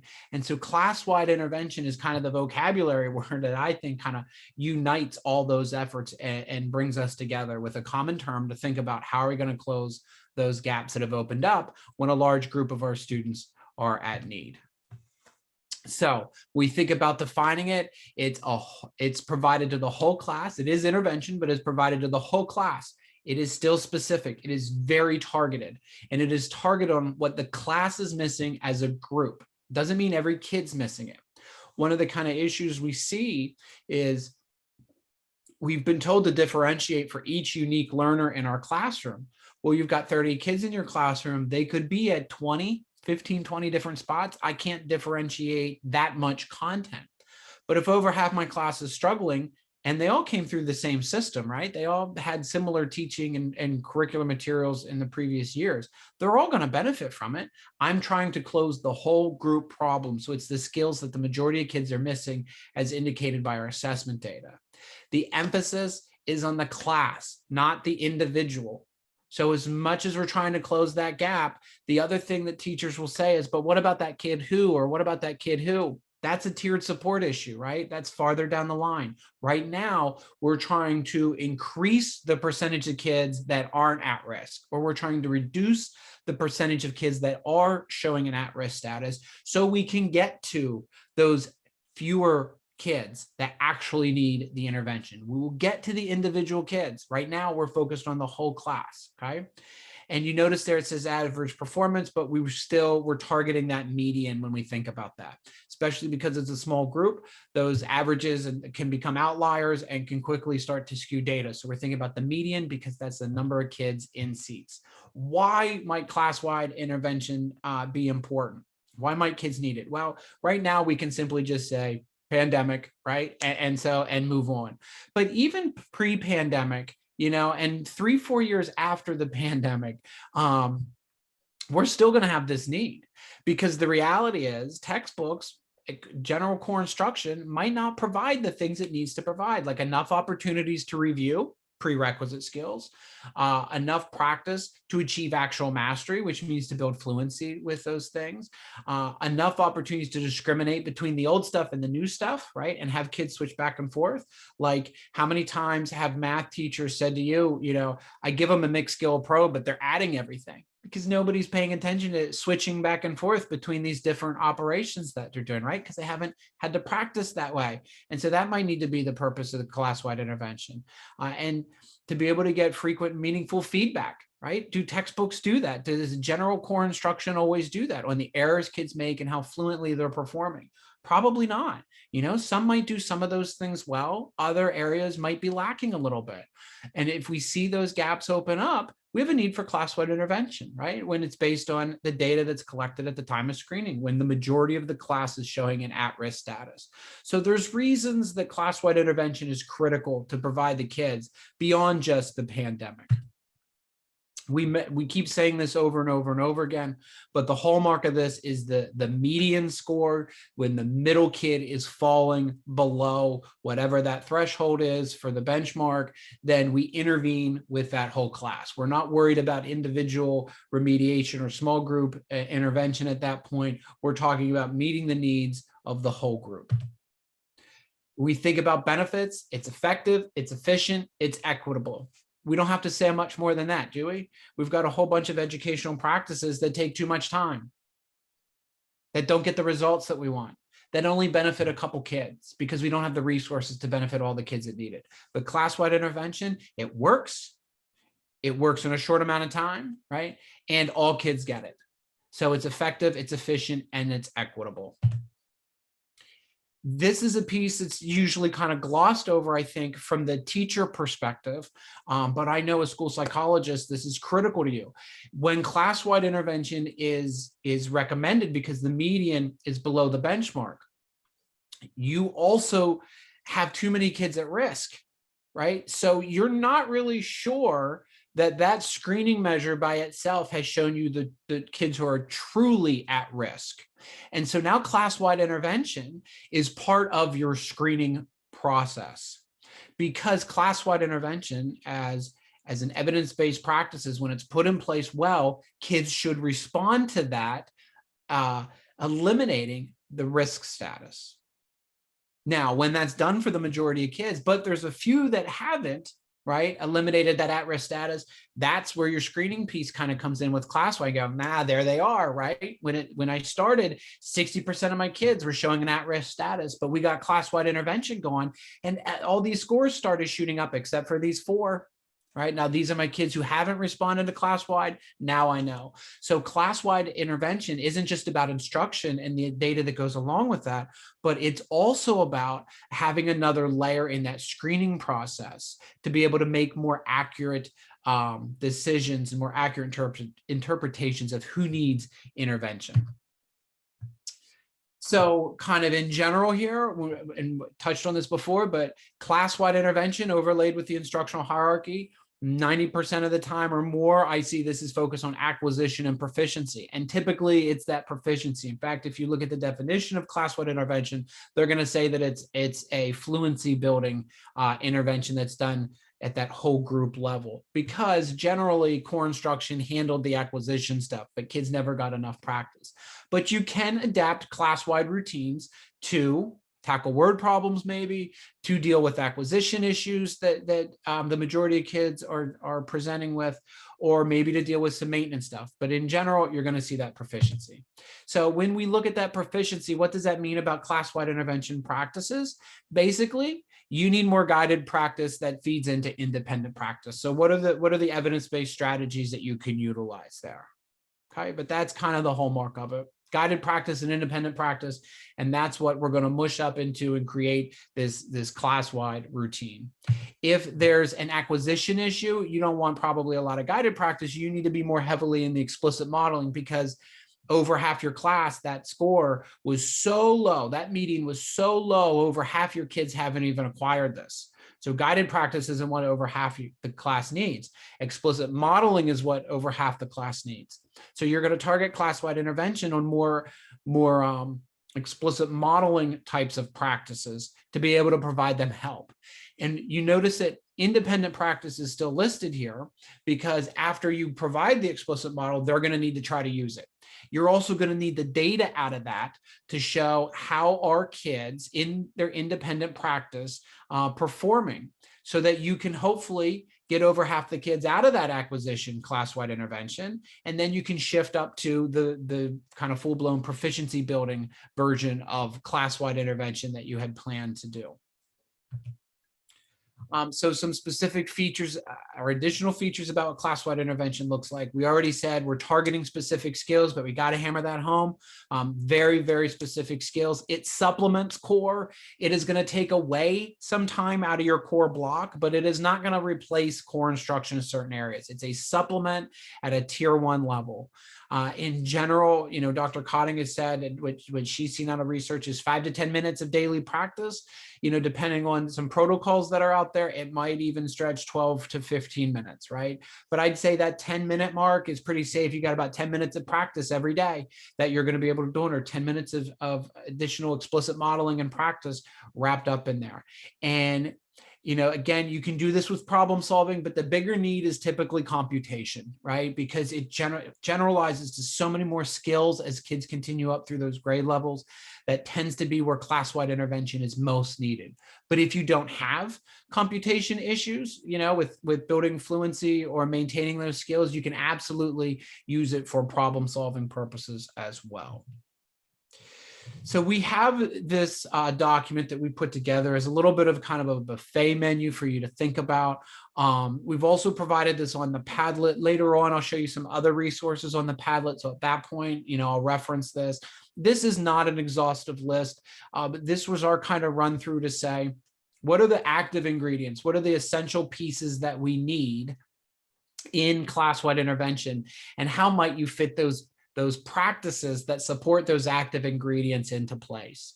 And so, you know, I'll just run through 2 versions quickly. If you needed an acquisition intervention, then you are most likely doing some explicit modeling with a time trial, some error correction and self-graphing, and some motivation. Because what we know we're going to need at some level is some sort of explicit practice, some sort of independent practice, some sort of feedback, and some sort of motivation. Those are kind of the 4 big catchments, the 4 big things that you got to fit into that 10 minutes a day. If I'm building proficiency, then maybe I can utilize a peer tutoring strategy to be able to provide some explicit partner work, right? And increase those response opportunities. And then I roll into the time practice. And then I've got the error correction and self-graphing, and I've got that group contingency at the end. If I'm doing maintenance, then we're not going to preview that content. It's mostly just independent practice, feedback, and motivation are those things that I need to build out. So again, this is kind of meant to be a little bit of a menu, kind of a kickstart to how do we pair specific practices with the active ingredients so we can build an effective class-wide intervention if we haven't adopted a tool that puts those practices in place for us. When we think about progress monitoring in this, again, we want to focus the median. The teacher's going to track the median to be able to make decisions about, we don't need acquisition anymore. We're ready to build fluency, right? So I can shift instructional strategies, or we're fluent as a class now. We've overlearned this skill. It's easy for us, so I'm ready to move on to another skill. When that median reaches mastery, move on, right? Either shift in the hierarchy or move on to that next skill. So in general, the teacher's going to focus on the median in that data set. Kids focus on their individual data. We want all kids growing. We reward that sequential achievement as they grow. And then we have crazy levels of reinforcement when kids move on to those new skills, right? When those medians meet those benchmarks. This is just a little bit of a visual.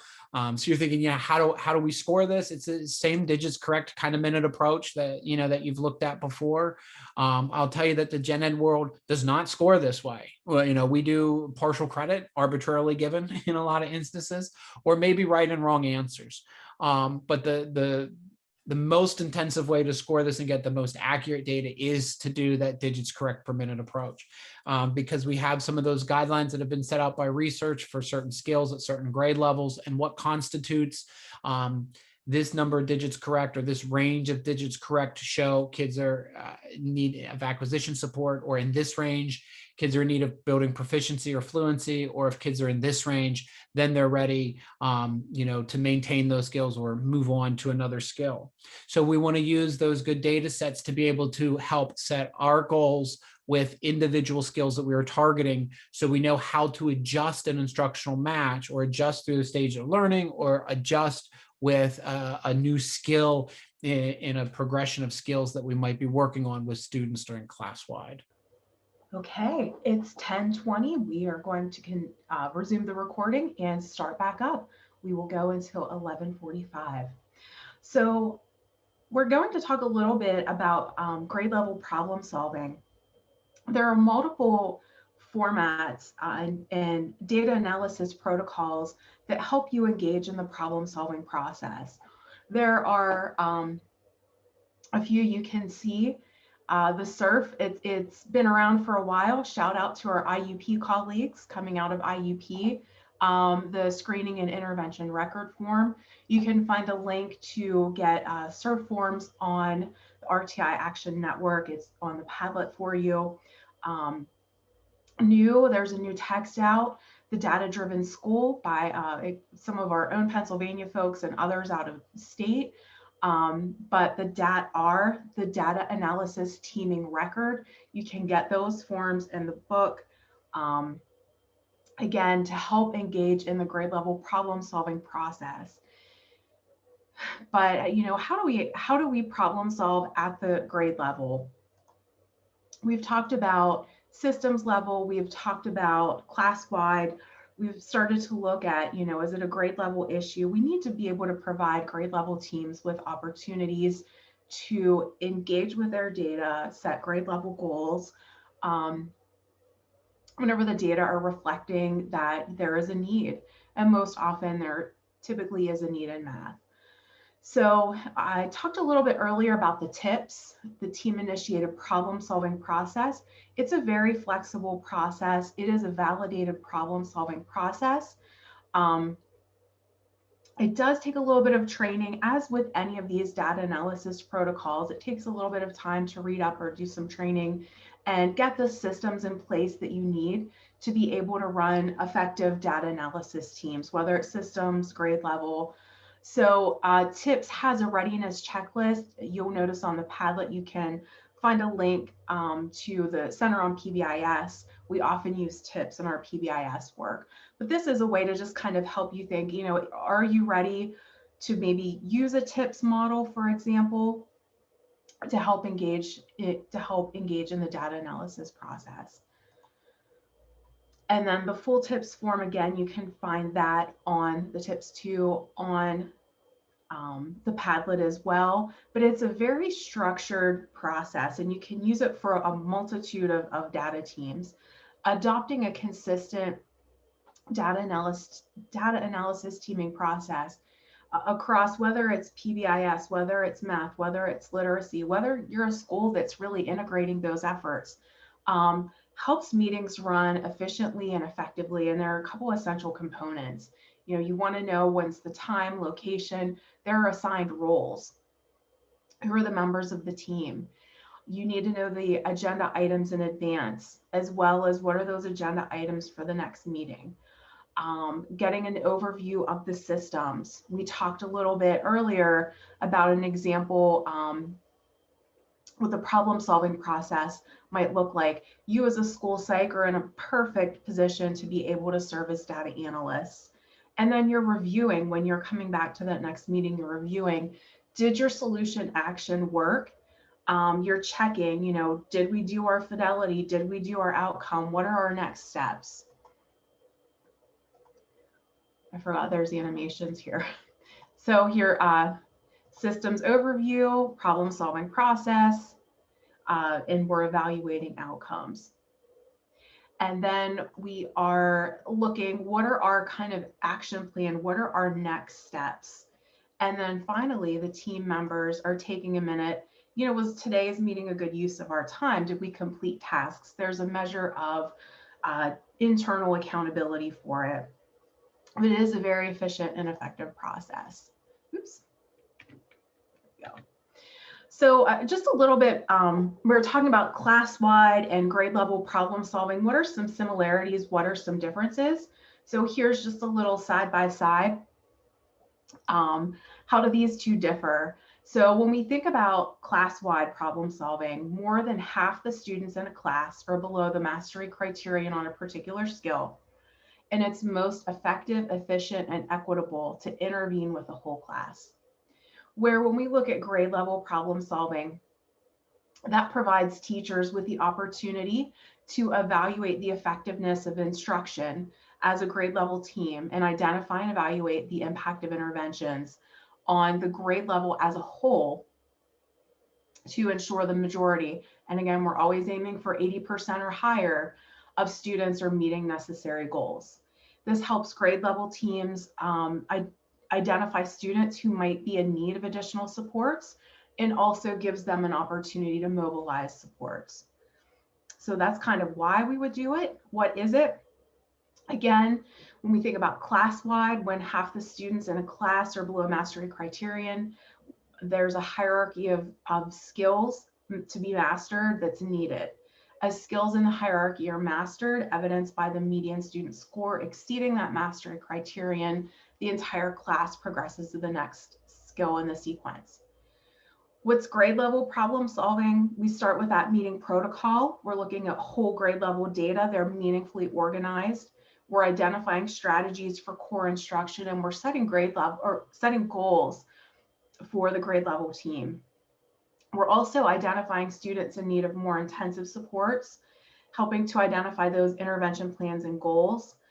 Typically doing those at least 3 times a year after screening, and then follow-up meetings to evaluate necessary progress.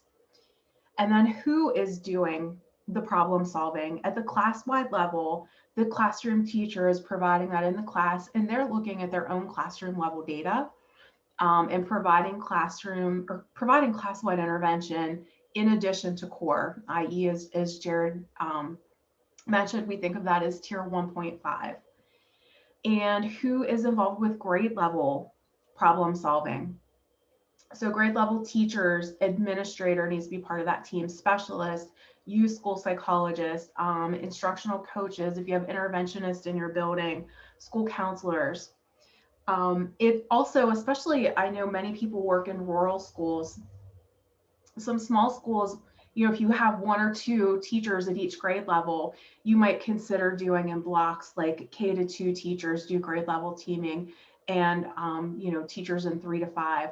Vertical teaming, as mentioned by Jared and Drew as well, can be very beneficial to kind of talk about and problem solve, especially when it's a school level where it seems to be happening at 2 grade levels, or it's helpful to kind of connect and see what's being taught, what approaches are being used, and how can you align resources to be most impactful.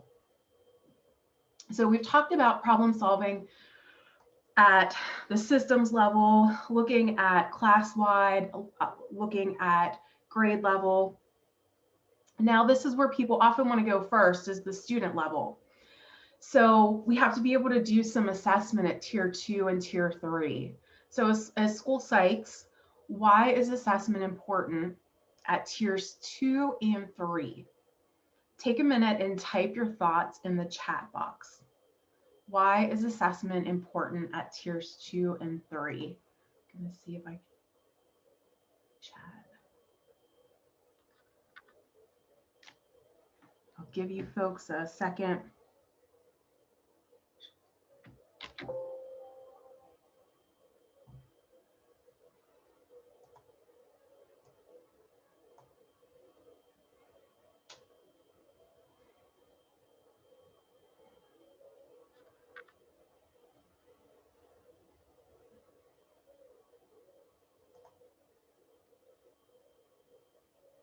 So type your thoughts in the chat box. Why is assessment important at tier 2 and 3? We've talked a lot about universal screening data, class-wide progress monitoring. What about for students needing tier 2 and 3? Why is assessment data important?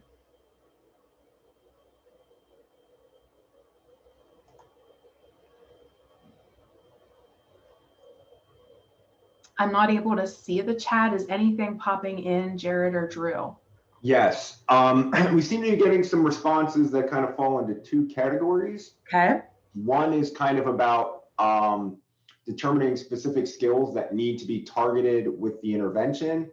There's a cluster of responses that kind of fit that bill. And then there's other ones that are kind of talking about determining how students are growing towards the benchmark and if the intervention is generally being effective.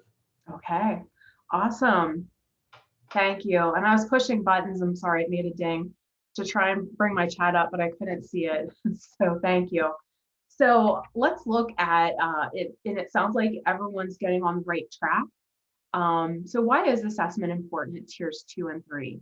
We need to be able to determine who needs assistance and how much assistance they need matched to skills. We need to be able to determine what's the root cause of why students might be struggling. Are what we are providing with regard to core instruction and interventions helping students learn and make progress toward goals, and are students meeting mathematical goals? One of the things that's really important, we often do visits with schools or do consultations with schools, and they will be like, we have this system and it does this and it does this and it does this and it does this and it has this report. And then we ask, so how is that going to impact the instruction or intervention that's being provided for these students?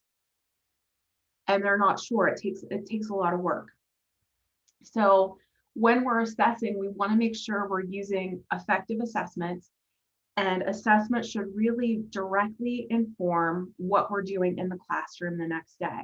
And we'll come back to the instructional hierarchy and the stages of learning, but this is really important and at the foundation of what we do in assessment, because it helps us know where's that student skill and what is it that we need to do that's going to have the greatest likelihood to impact that student's performance. So we need to be able to know what are the students' skill strengths as well as their weaknesses, and then what are some potential reasons for the student's math performance difficulty.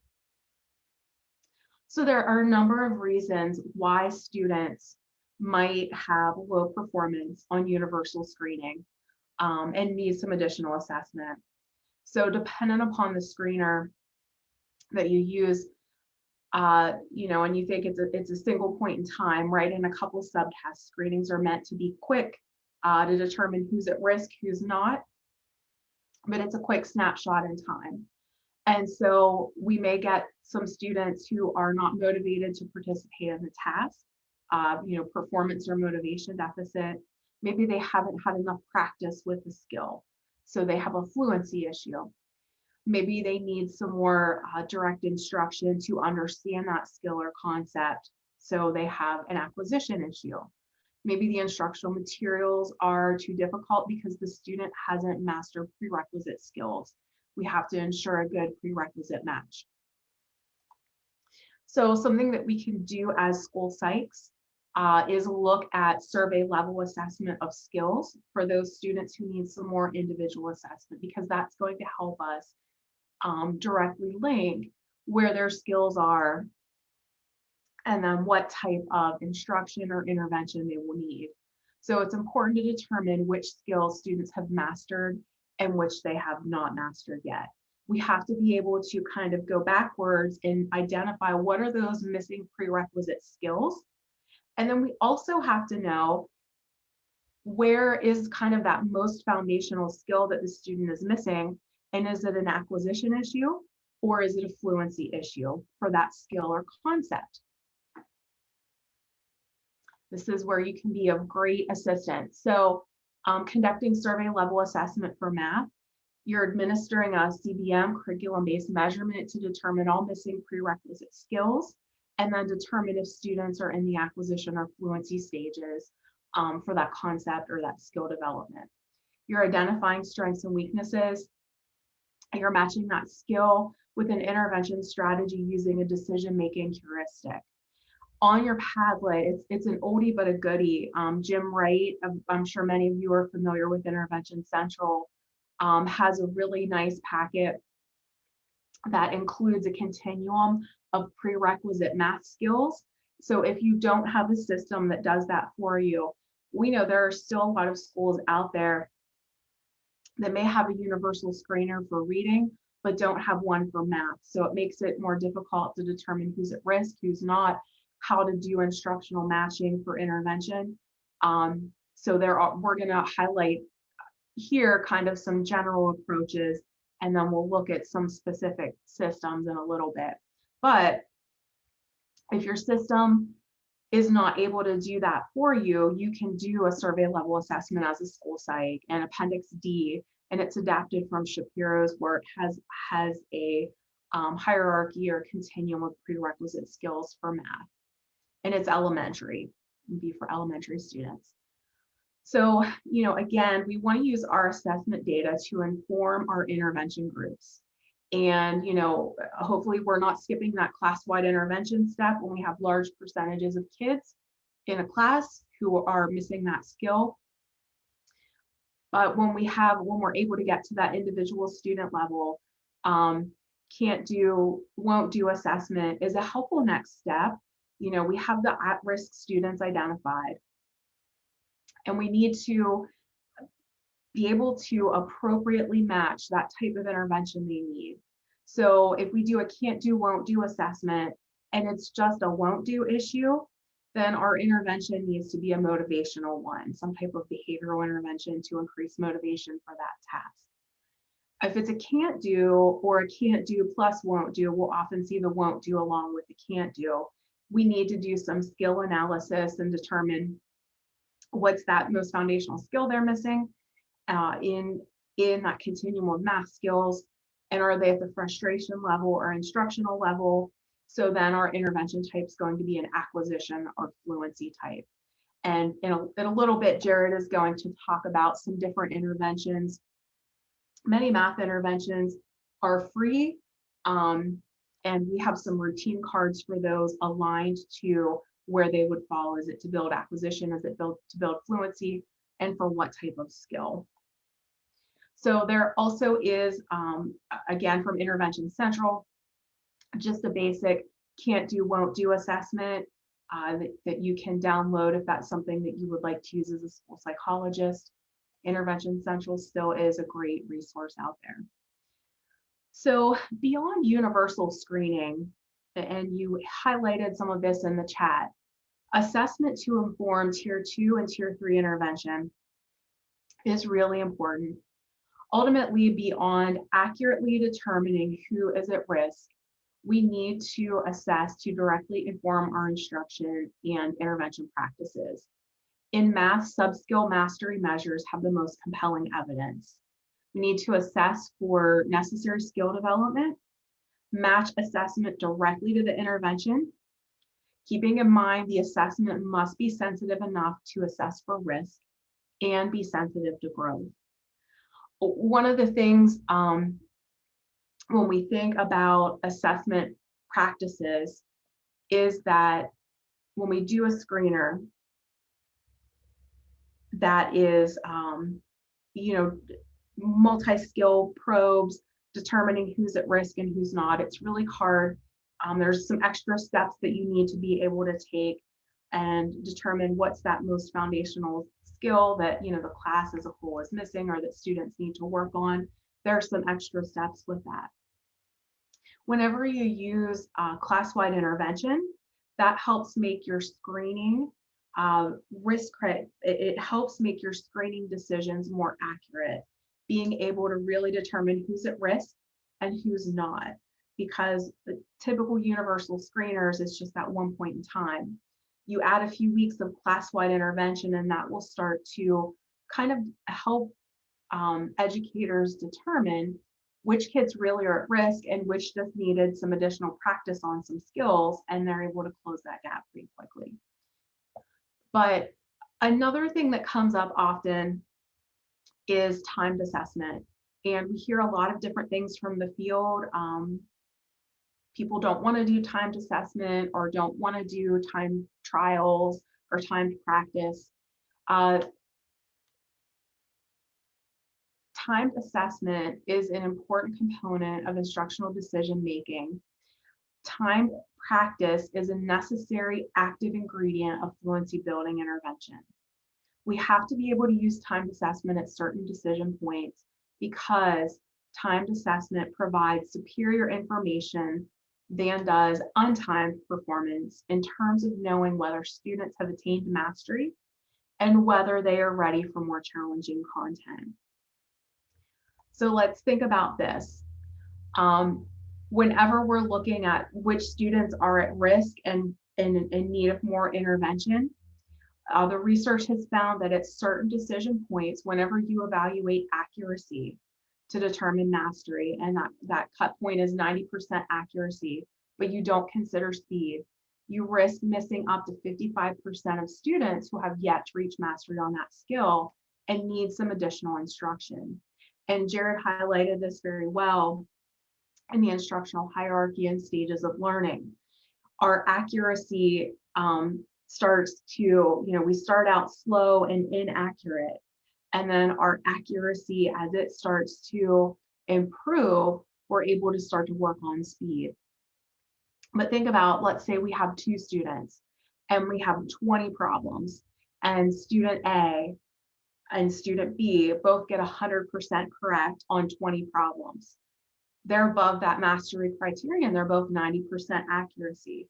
But let's add in the time factor. Student A did 20 problems in 1 minute. Student B did 20 problems with 100% accuracy in 7 minutes.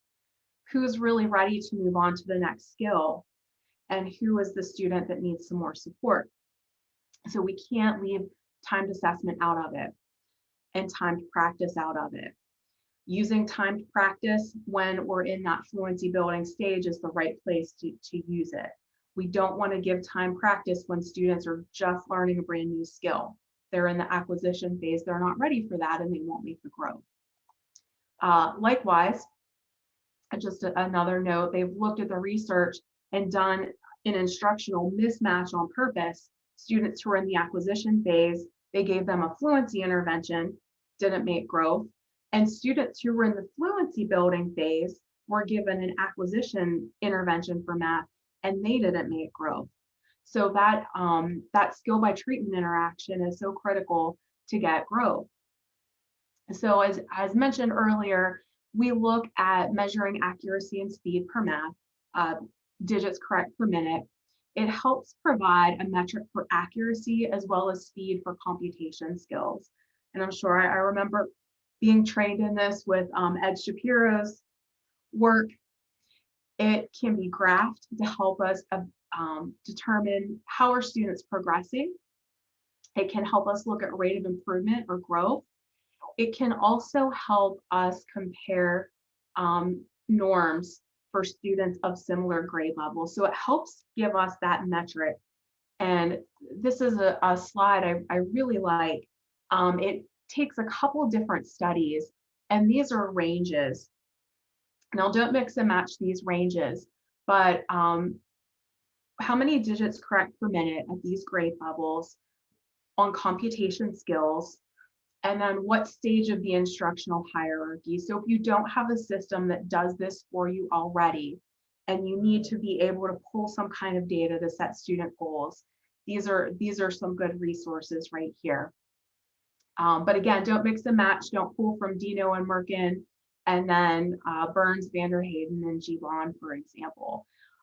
So stick with one as you're working through your goals. I kind of like the middle, the Howell and Millett, because it's easiest to remember. But it gives ranges of digits correct per minute for those grade levels. Are they at the frustrational level? Are they at an instructional level? Are they at a mastery level? And then what type of intervention would they need? They need a fluency building, or they need an acquisition intervention. So this is just helpful. Keep those with you at problem solving meetings. So here is another math CBM has different time frames. So I know many of you, and when we do these sessions, people can often, oh yeah, I get frustrational, instructional, mastery, do that all the time on reading probes, right? You know, we know not reading 90 words correct per minute by the end of second grade. You know, people make that connection. We need to do the same for math. So the time frames, though, by the skill type in math CBM varies a little bit. So single skill probes for a minute, a good range for mastery criterion is 40 digits correct per minute on 1 minute probes, single skill probes.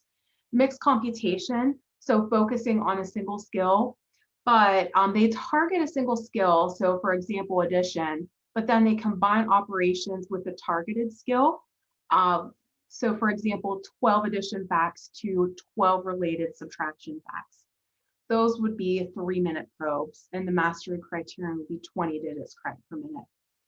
Then just some other ones. These are all 2-minute probes, multi-digit addition, subtraction, multiplication, division. Again, just some good time frames depending on if you're needing to go on Intervention Central and you know, generate some probes to be able to assess students, set goals, monitor progress if you don't have a system that does that. Just some good general guidelines from the research on that for you. So I'm going to give everyone a minute. Here's an actual example.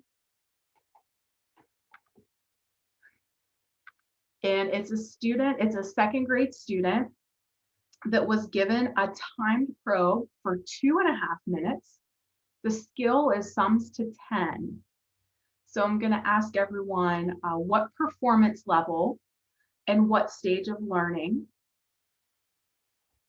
And you can calculate the digits correct per minute if you'd like. And I also want you to think, how can we make some improvements to this assessment? And I was going to say, Drew and Jared, if you can monitor the chat. I'm not sure what button I pushed, but I can't see the chat and it doesn't blank for me.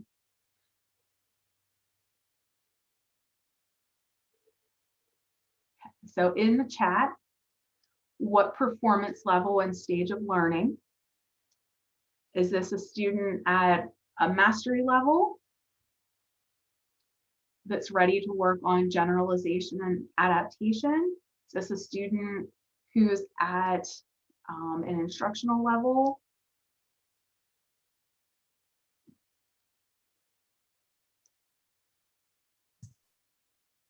Responses are being calculated. I believe nothing has entered the chat yet. Okay. Might be helpful to show them the guidelines. Oh, here they come. Okay. We'll go back to the guidelines here. Oops.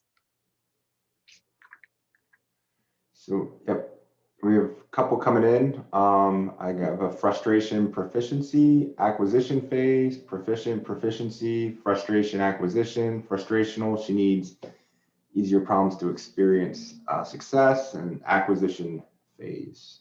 Yeah.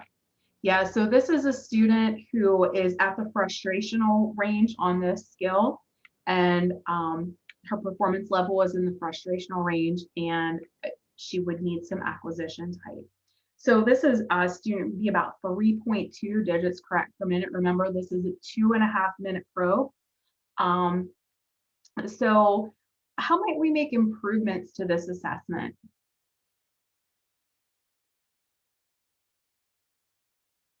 And put that in the chat.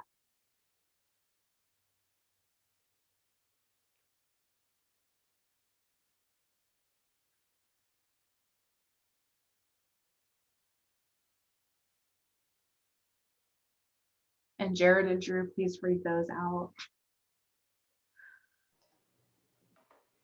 We have one response that's wondering if a longer time frame is needed.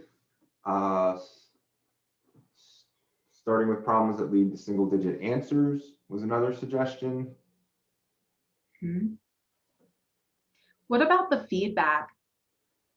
So one of the things as we think about a student, as Jared was talking about earlier, students who are having difficulty, the correct answer wasn't provided, it's just marked wrong and handed back to the student. So corrective feedback, okay, good. All right. A suggestion to limit the focus of the problems on addition 1 to 5 instead of 1 to 9. Yep. That might be the one too. Yep, absolutely. Okay.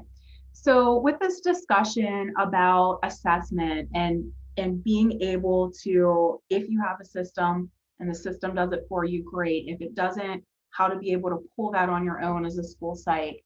Now, how do we match interventions based upon where our assessment data take us? And I'm going to turn it over to Jared, who's going to highlight some tier 2 and 3 interventions. I'm working on it. Got to hit that share button first. I just want to highlight the feedback that from you all in the chat that said, try again, ugh. And isn't that so negative, right? Like, you don't know what kind of effort that child put in. And if you don't think try again is negative feedback, try that on your significant other. Like, I know if my wife, not that she asked for feedback, but if I sat down to eat dinner and she was like, what do you think about, this new dish I made? And I went, try again. I don't think she'd be trying again. Likewise, if I asked her like, hey, how is that steak I grilled? She was like, try again. I don't know that I'd be very, very motivated to try again, because I'm pretty sure I did that the first time. But anyway, okay, so let's jump in here and take a look at some tier 2 and tier 3 interventions. But that, I just wanted to highlight that feedback piece there. You're right. More like actual specific corrective feedback, limiting the number of problems. More time isn't going to solve it. It's just going to inflate the score. But good stuff. Good stuff. Okay, so tier 2 and tier 3 interventions. I love to train teachers on how to do these. That's not what we're going to do today. We just kind of want to refresh and hit a couple and tie you to some resources and make sure that we do that in an efficient and timely manner here. So first, the big thing, what are the key features? Because everybody's got something to sell or something to tell you that works or whatever the case is. But what does research actually indicate is important in a tier 2 or tier 3 intervention? And so number 1 is explicit instruction, right? We're talking about kids that have struggled with whatever happened in core. So now there is no room for negotiation at all. It better be explicit. We also target strategy-based instruction as well. We want to look at sequencing that instruction very specifically for kids so they can grow across skills. One of the things I think we sometimes inadvertently do is go, oh, they've got an addition problem, so let's intervene with multi-digit, addition algorithms, because that's what they had been assessed on at the time of screening or something like that, or that's what the diagnostic measure said, multi-digit whole number computation.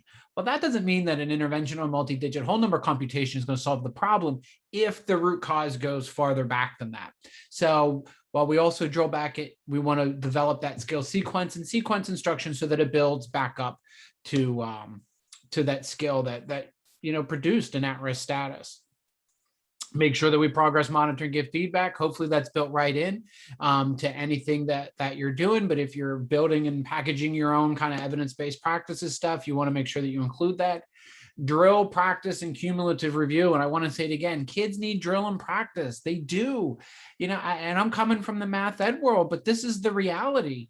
You can't succeed in math class if you haven't had enough practice to become good with the skills. Stuff has to be easy. Not everything is meant to be easy, but those kind of baby skills or those feeder skills that apply to more complex content, that needs to be easy. I can't do well in algebra 2 if I can't deal with fractions, if I can't deal with integers, if I can't do whole number computation, right? Like, I have to be able to do those things. And putting a calculator in place isn't the thing that solves it, because that takes my attention off of what I'm trying to learn. So we need that drill and practice. We need that review process, right, that maintains those skills over time. Student verbalization, absolutely critical. We already talked about the teacher think aloud process, but one of the reasons that's critical is so that we can impart that on our students, so we get them to verbalize what they're saying. It's not just so they get practice with that. It's also because we need that to be able to give them feedback, right? All this stuff is interconnected. Visual representations, absolutely. I would kind of tie that back in and say, that makes instruction more explicit. And then the other piece is motivation, motivation, motivation. These are kids that already struggle in math class, right? And so what I can tell you is, if you take any child that struggles in math class and go, we're signing you up for more math, woohoo, they're not going to be happy about that, right? Like anything that we struggle with, if you simply have to do more of it, that is not motivation in and of itself. You're not highly motivated to do it. So we need to get that reinforcement in there and that motivation in there until we can build success and allow the success to be the motivational thing. So we want to make sure that the types of supports that we're providing, whether we're packaging all that stuff up or we're looking for some programmatic stuff that's out there, incorporate as many of these things as possible. The other thing that we want to just touch on quickly is, there's kind of a difference between fluency and not in terms of, how we assess it or anything like that. I mean, fluency is fluency in terms of the assessment, digits correct per minute and structural hierarchy, all that stuff. But when you talk to people that teach math and they hear fluency, they hear memorization of math facts, right? And then here comes the argument. Memorizing your math facts doesn't teach you anything. We're not asking kids to memorize math facts. We're asking them to be automatic with math facts. That's different. Memorization is without meaning. We want kids to have the meaning. That happens in an acquisition stage of learning. But we also want them to be fluent with it. We want them to have meaning and we want it to be easy. We want both, because when it becomes easy, then they can apply it. Where are they applying it? Procedural fluency. This is one that teachers tend to forget, right? That algorithm, that process, the mental math, which really is typically decomposition of numbers, right? Rearranging those numbers, breaking them apart, forming easier numbers to work with mentally. That is what makes us fluent. That is what allows us to be faster. But we have to teach those things. And we also have to assess those things. So we need to make sure that yes, math facts are there, right? But after they've got the concept, right? After acquisition, then we build fluency. But it's true with algorithms too. We should be good with algorithms, right? And a lot of times you go, but those long division algorithms. I'll be the first one to say it. I hated the long division algorithm in high school. But you know what the long division algorithm is? A whole bunch of steps that are like computational fluency, right? We're packaging all that up together in a sequential way that gives us a division problem. So it's not just that the long division algorithm is important. It's all that procedure and the computational fluency that supports that, right? It's sort of like embedded fluency practice. I'm not just good with multiplying. I can use that to be able to distribute it, in a pre-algebra course, or I can use my multiplication skills to be able to expand a polynomial, or I can use my division skills to be able to factor rational functions and simplify them, or whatever we got going on. So we want teachers, when you talk with teachers, it's not just math facts when we say fluency. There are a lot of skills that should be easier for kids, right? They need more practice and more repetition till it's easier. And so that's usually, another thing to kind of lead in there with and help them see the broader picture of fluency, because all too often that gets used synonymous or interchangeably with fact memorization. So what are some options? We're going to jump out to the Padlet resource here, and I'll show you a couple things. We're not going to teach you those things though, because again, that's not the goal of today's session. But if you jump out to the Padlet, and you take a look at the second to last column, it says decision-making in MTSS math, additional resources. you're going to see a whole bunch of things here. And the first one I'm going to start with is actually at the bottom. That is that menu I mentioned before, and this is in a Word document, so you can download it and you can incorporate your other evidence-based practices that are in there as well. You can adapt it so that you have a talking point for teachers with that. We also already referenced the can't do, won't do assessment and specifically Jim Wright's resource. So that's on there for you as well. But if we scroll up a little bit, you're going to see some free to print multiplication cards, some fact cards here. These are great simply because you print them back to back and the back has the answer and the problem, right? And so why is that important? Because a lot of cards that are out there have problems on both sides because it cuts down on the amount of printing that has to be done. But we need somebody to be able to correct that, right? And what if you have two students working together that maybe doesn't know the fact? Or what if you have an adult that is like, oh man, I forget how to multiply? That's a barrier to being able to run an effective intervention if it's using a flashcard. So we provide the answers and the problems there. Also, as I scroll up, I'm going to tell you, I get a little bit of cognitive overload when I'm doing incremental rehearsal, because I'm so focused on my routine and I'm so focused on like what the kid's saying, how are they doing? Like, do I need to go back or adjust this or, correct this one kind of thing. Sometimes I forget to actually pay attention to the problem that I'm showing the kid, right? And so having that answer in the back allows me to kind of quickly see this is what's being presented to the child without needing to flip that thing around and mess with them. So I mentioned there about incremental rehearsal. The other document I'll show you is a little bit of like some intervention cards that we've put together. There are some links in terms of some research, but it's certainly not exhaustive at the bottom. It does give you a little bit of an overview. And, if you think you can improve it, improve them. The point of these is to be able to give people a little bit of summary. So we didn't talk about discrete, trial, train, but I love me some incremental rehearsal, right? So we've got the routine there, and this is something that you can share with teachers as well. We've got a verbal description when they kind of use it.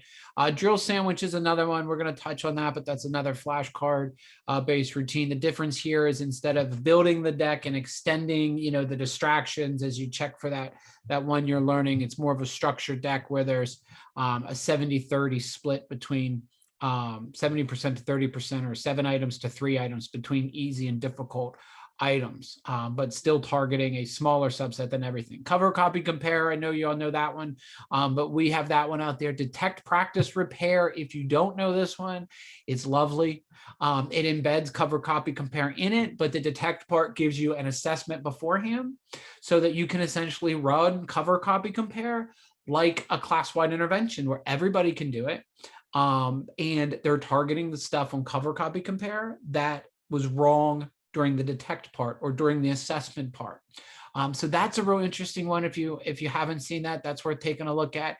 Taped problems we love, from the auditory piece, but probably not on cassette tapes anymore. That's just a big funny joke. Maybe we still have some of those laying around schools. Interleaved worked examples is another little great one in there. Of course, CRA, we think about explicitness. There's some other stuff here with class-wide fluency building. We've got a little bit of an overview of class-wide protocols there. Math to mastery is an excellent one for kids to look at. Error analysis and how you might break that down and look for error patterns. It's a little more from the teacher side than the kid side, but with older kids that could work. The importance of those time trials, right? How explicit timings aren't just an assessment piece, but are an instructional practice, right? We need explicit timings for the data when kids are in acquisition, but that in and of itself doesn't help a kid learn how to do those things when they're in an acquisition stage. But when I'm building proficiency, that's 2 for the price of 1, right? Now doing some explicit timings when I'm building proficiency, that benefits me instructionally as a child, and it benefits you in terms of the assessment data. So we love those explicit timings. The Great Race is another great example, and the Race to Space. And then the interspersed problems piece, love it, love it, love it. So there's 15 different pages of stuff that you could take a look at. Some of those you're probably pretty familiar with. Hopefully there's 1 or 2 new ones on there for you. So this other document that I'm just going to touch on here is kind of a first run through here that Patton's been working on, looking at math interventions aligned to the instructional hierarchy. So I wish it was easy, right? But, a lot of stuff kind of maps over and supports multiple areas or whatever. But we're doing our best to kind of give you some guidance here, okay? So what you'll see is, hey, here's the Great Race. What's it appropriate for? How do you run it in terms of group size? What's the dosage recommendation? And then where does it match up to those instructional stages? So again, there's a list. A lot of the things that you've seen on the intervention cards, I believe they're all actually captured on here. So this is a nice alignment from those intervention cards over to the instructional hierarchy to help with that instructional matching. I'm going to jump back into the PowerPoint here for a quick sec, because I do want to touch on this. You know, not all interventions are created equal. I like drill sandwich. I do. Like, I can't not like it. It's easy to run. You know, I get to target 3 new pieces of information or 3 more difficult pieces with 7 easier to practice stuff. It's easy to teach, to show somebody how to set up the deck. It's easy to move with my hands. I can get that implemented pretty easy in a classroom. But the reality is, drill sandwich is not nearly as effective as incremental rehearsal, right? Incremental rehearsal is like the hallmark of flashcard routines for kids. So at least right now. So yeah, I always default to incremental rehearsal. The only time that gets difficult is when the adult isn't the one providing the intervention, right? If you're thinking like, oh, I want to do incremental rehearsal as a class-wide intervention and have kids run flashcard routines with other kids in 2nd grade, I haven't met an 8th grader that can do incremental rehearsal and keep the flashcards organized, you know, and still give good feedback and pay attention to their peer. So if you're doing flashcard routines in the class, maybe that's where drill sandwich fits in, right? It's not as great as incremental rehearsal, but it's doable and it's helpful. Incremental rehearsal, though, that's my flashcard of routine of choice. A lot of times my intervention of choice when I'm looking at something that's being provided by the adult in a tier 2 or tier 3 support. A little bit of caution here on computer software, you know, and I'm just going to say this. The effect size isn't there. You know, in general, I think what happens is we have a lot of kids with need, right? 60% of my population at risk. So, by the way, classroom median, right? 60% at risk. That's class-wide intervention. But I'm not even thinking class-wide intervention in the school. I'm thinking, what do I do in tier 2 and tier 3? And I can't do all that.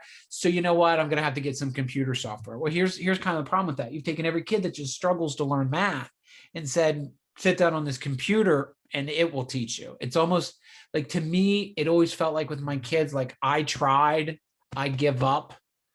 Maybe the computer can help because I just don't know what to do to support you anymore. And I don't think that's very motivating for kids. I also think it sends the wrong message. Our kids who struggle the most need the best adult relationships. They're probably the ones that value their teachers the least, that don't have those strong relationships, that feel like school isn't for them, or maybe that they don't fit in for some particular reason. Those are the kids we need to build the good relationships with. So why would we put them on computer software to provide them with an intervention, right? That intervention is a time for us to really connect with those students and their families and caregivers, you know, and the community on a larger scale. So we really need to leverage that opportunity, not put them on some computer program. And the effect size isn't there as well. So just a caution about that computer software piece. It doesn't mean that every piece of computer software is bad. It just exercise some caution there, and try to, if it is being used, try to supplement with some computer practice. Try not to replace the teacher with the computer, and that usually ends up being a better thing for kids. So I've been kind of watching the chat, and I haven't seen anything pop up in terms of questions. So at this point, I'm going to turn it on over to Dr. Hunter. We are going to talk about progress monitoring. Moving forward, while I'm getting set up here, if you could put your thoughts in the chat as to why progress monitoring is important at tiers 2 and tier 3, and I'll get my screen shared and set up.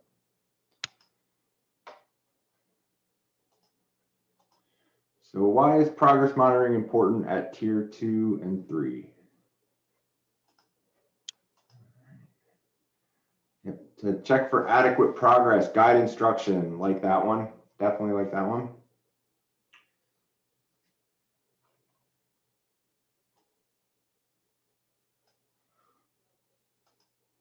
Right, to know if our intervention's working, to make sure interventions are working, determine if students are responding, and to know if what you're doing is working, right?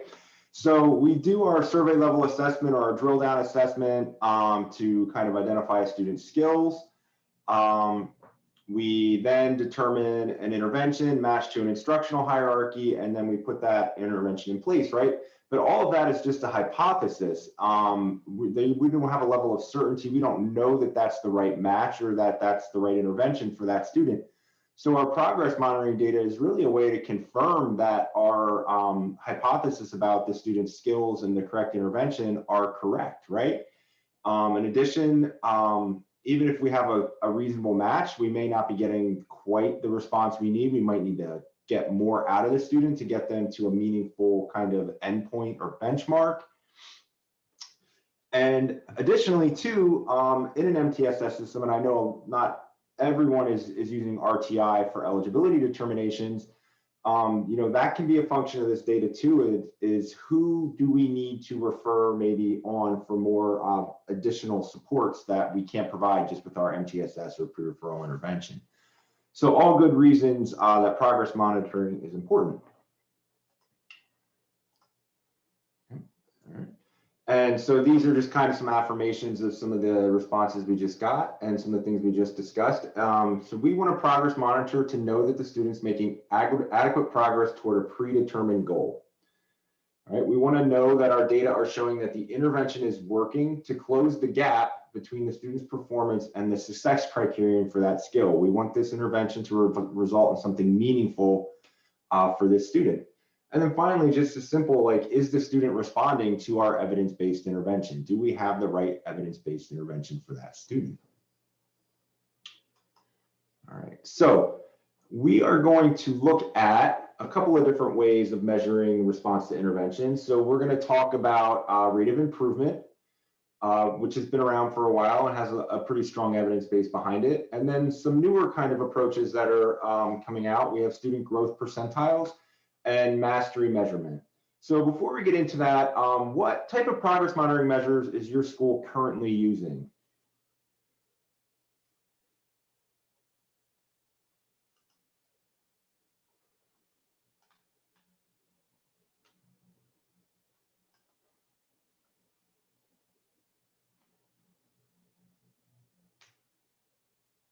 Cadence. Yeah, Cadence is a pretty popular one. FastBridge. Well, so we have some people, we have an individual says they have no progress monitoring for math. Nothing for math. FastBridge. Cadence, but only K to 1.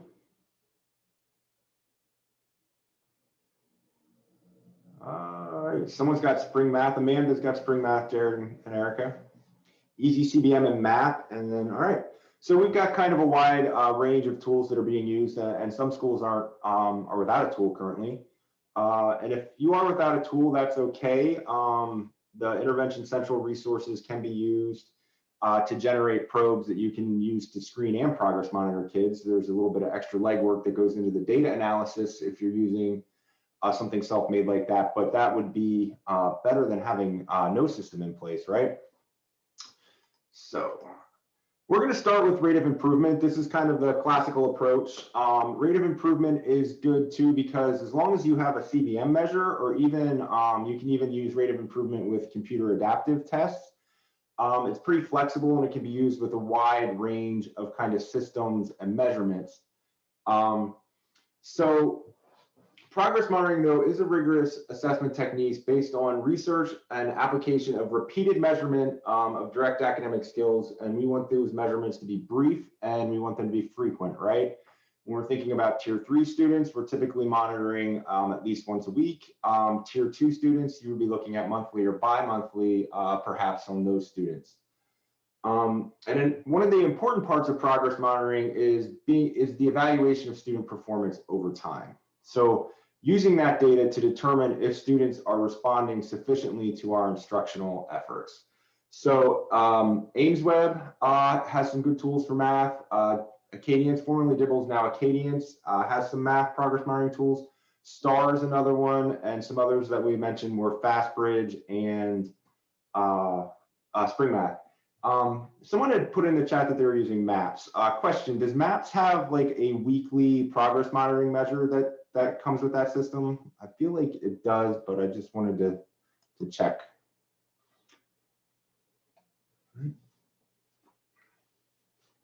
So when we're thinking of rate of improvement, we're thinking about slope, right? We are time series graphing our progress monitoring data by week or biweekly or however, whatever that time frequency is.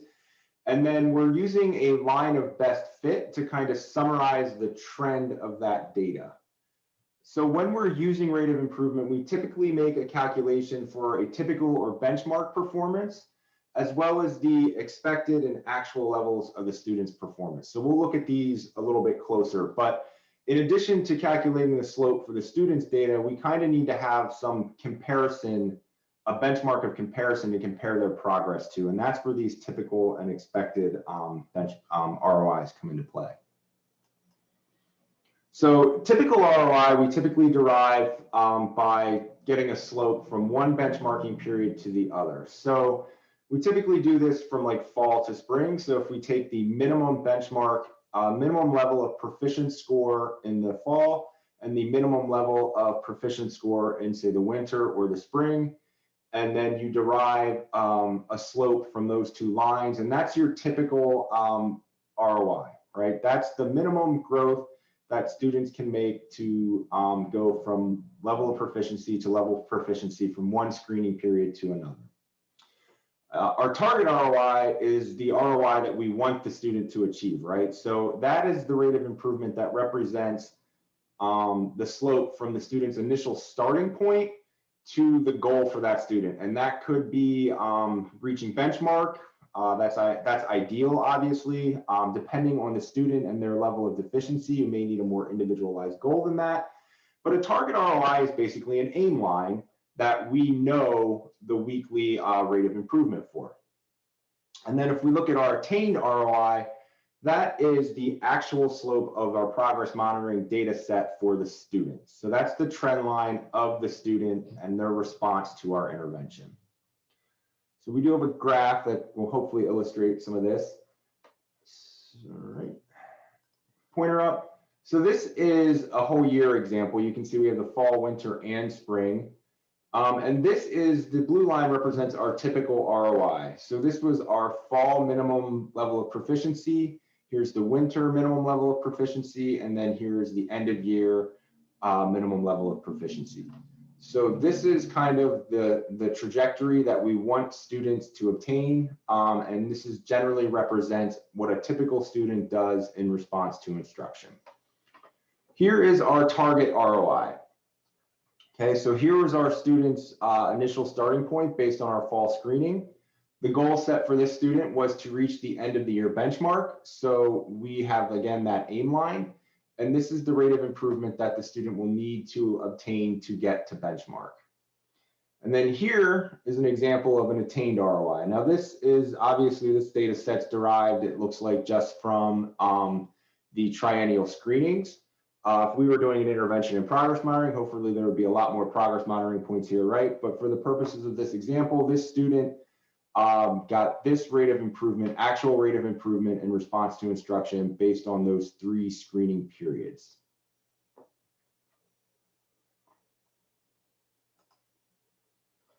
All right, so here's our fall starting point, and here's our end goal.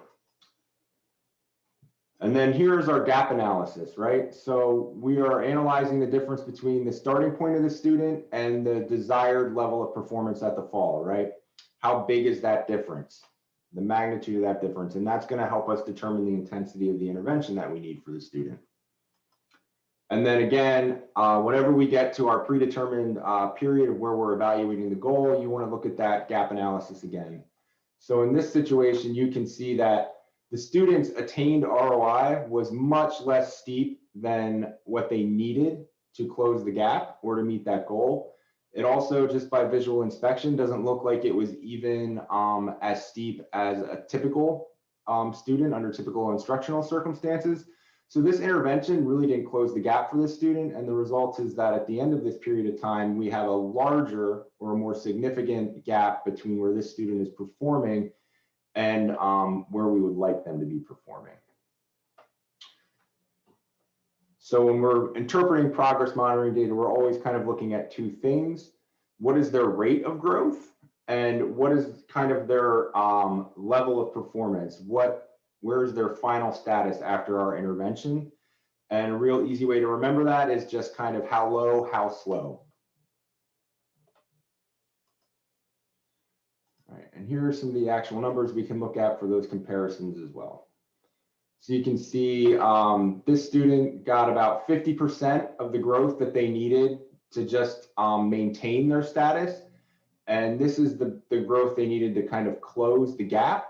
And they only got about 30% of that growth. So clearly we have a situation here where our student response to intervention was less than what we wanted or was desirable. All right, here's another illustration of that same example. If you're in a school where you don't have progress monitoring tools and you would be calculating this by hand, you can do some easy calculations. This is just a 2-point rate of improvement. You can see they have the fall to spring divided by 36 weeks to get that 0.67 growth per week. So that could be 0.67 digit correct per week, perhaps, whatever your metric is. Same with the target. You're looking at the goal being 40, the starting point being 4. Subtract that and divide it by 36 weeks, and they have to grow at 1 correct digit per week to get to that end of the year benchmark. And then when looking at the actual attained progress monitoring data, taking that, again, that initial starting point of 4, subtracting that from that final spring data point of 15, dividing that by 36 weeks to get your rate of improvement of 0.31 digits correct per minute. All right. So, and as we looked at, the student is making some progress over time. It's very slow. It's moving at a rate that's slower than their typical peers. And it's moving at a rate that is not going to close the gap between the student's current level of performance and benchmark or some level of proficiency. Typically, in this example though, you wouldn't want to wait a whole school year to make changes to your instruction when your ROI is below your target ROI. That's why we would progress monitor weekly, right? Instead of using just those three screening data points. And even in that example, I think you had a pretty clear case at the winter screening that you needed to do something different with that intervention, whether it be a different intervention, a different skill, or a more intensive intervention. But when we look at those data, we want to make those interpretations a little bit quicker. And some things that we consider are increasing time for the instruction, smaller group size. As I mentioned, you can take another look at that target skill that you're intervening on, and maybe you need to go to an earlier skill. Look for alignment in your instruction amongst your tiered providers. Think about the instructional hierarchy as well. Do you have the student matched to the right stage of the instructional hierarchy for their need? So these are all some questions that we should be looking at when our progress monitoring data shows us those types of results. Another thing might be intervention fidelity as well, right? Is the intervention being implemented as designed?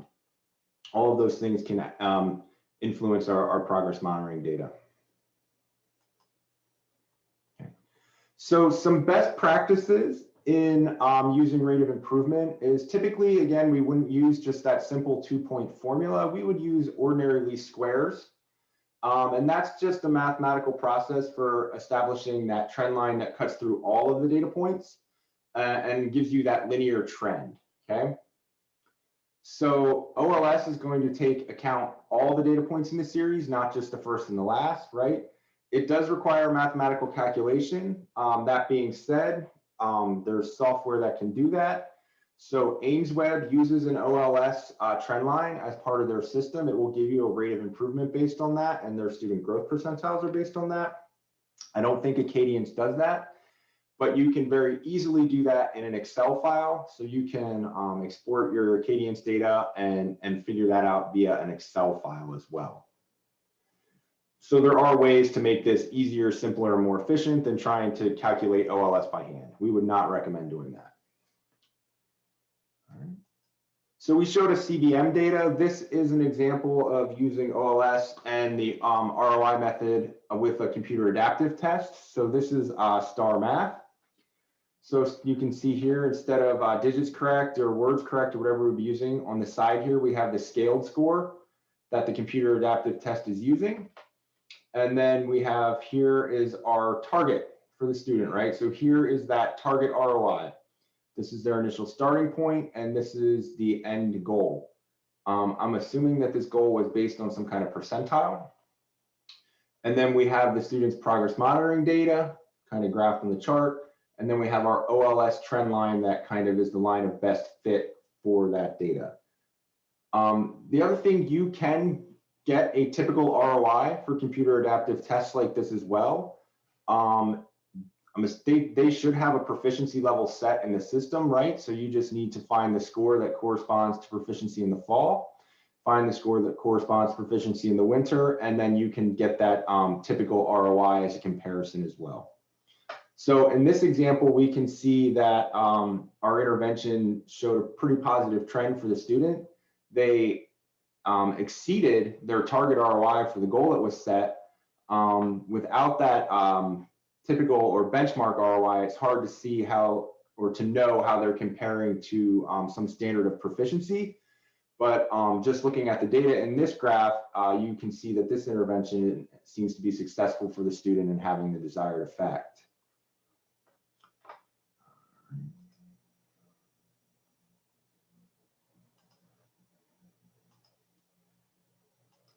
So another method that's becoming increasingly popular is student growth percentiles. So if you're using Acadience, Ameswim, and FastBridge, you are probably familiar with these. You're seeing them in your system because this has kind of become a new and popular method for some of our CDM warehouses like that to summarize student growth. So student growth percentiles are calculated from those triennial assessments, the benchmark assessments. And what they do is they provide a normative comparison of growth compared to students that start at a similar academic starting point to the target student, right? And we call them academically like peers. They're generally reported as a percentile rank. So an SGP of 50 would be interpreted to say that that student's growth exceeded 50% of academically like peers, or 50% of the students that started at the same or similar starting point as this student. So SGPs are all a little different. We're going to talk about Amesweb as an example. If you're not using Amesweb, that's okay. The concept is similar. You just have to kind of dig out the technical manual for whatever system you're doing to get the specifics of how they're doing their SGPs. Because some of them report in different methods, right? So some of them, like Acadience, uses quintiles for their reading. Amesweb uses deciles. I think some of the systems even have a SGP that corresponds to each initial starting point of a student, and some will divide them into ranges of starting. So if you want the specifics and the nuances of the SGPs used by your system, you'll have to kind of consult the technical manual for that, but we're going to just kind of walk through just some general things here to maybe help you understand those a little bit better if this is a new concept for you. So for Amesweb Plus, they use 5 kind of categorical starting points for their SGPs. So this very low, low, average, high, and very high range refers to where the student started academically. So this would be kind of their starting point with the screening data. And they have them divided in percentiles like this. So very low is the 1st to 10th percentile. The low range is going to be 11th to 25th. The average range is pretty broad here from the 26th to the 74th. That's that middle chunk of your distribution. The high range, again, 75th to 89th percentile. And then the very high range is the 90th to the 99th percentile. So these are the starting points from which the SGPs are derived. All right, I got all the fun graphs to interpret today. This is an example that kind of shows you how, even though that students start at a similar starting point, it's very common for them to achieve different rates of growth, okay? So when we're looking at Amesweb SGPs too, they are reported in deciles, right? So those are 10 ranges. And so the decile is going to be the 0 to 10th percentile, 11th to 20th, 21st to 30th, and so on. However, they report the decile as the middle of that range for the SGPs. So a decile that would correspond to a student growth percentile, a student growth percentile that would correspond to that lowest decile, say the 1st to 10th percentile, is going to be reported as a SGP of 5, okay? And if you were in the decile range from 21 to 30th, that would be reported as 25. So this results in 10 SGPs that the Ames Web System reports, 5, 15, 25, 35, 45, et cetera, on up to 95. The SGP corresponds to the midpoint in that range, right? So an SGP of 5 is midpoint, is the median or the middle SGP for that range of performance and that decile. So what this chart is showing us, though, we have students here that all started thinking starting point now, not SGP, in the average range of performance, okay? So their starting point was between the 26th and 74th percentile. That's where they started in terms of their raw score. These lines represent the different rates of improvements or slopes that were obtained by students from the fall to the spring in that range of performance. So what you can see here is that even though these students started at the same level, there was quite a different, and they all ended in the same level as well, right? Because they started in that average range and ended in that average range. You can see they all obtained different growth rates. So the dark line here summarizes the 50th percentile, the SGP of 55, that middle SGP that you would get for that decile. This dotted range represents the SCP of 25. Okay, so we're in that decile range of 21 to 30. And then this dotted line represents the SGP of 75. So we're in that decile range of 71 to 80. So SGPs, they're not as precise as individual ROIs, but that's okay. So you're not getting the exact ROI the student obtained, but what you are getting is a normative comparison that really helps you kind of classify that growth. And it also helps you understand, you know, to make decisions as to, is this growth enough? Is this typical? Like, are we getting a growth rate that we can reasonably expect from this student? All right. Any questions about that before we go to our next graph?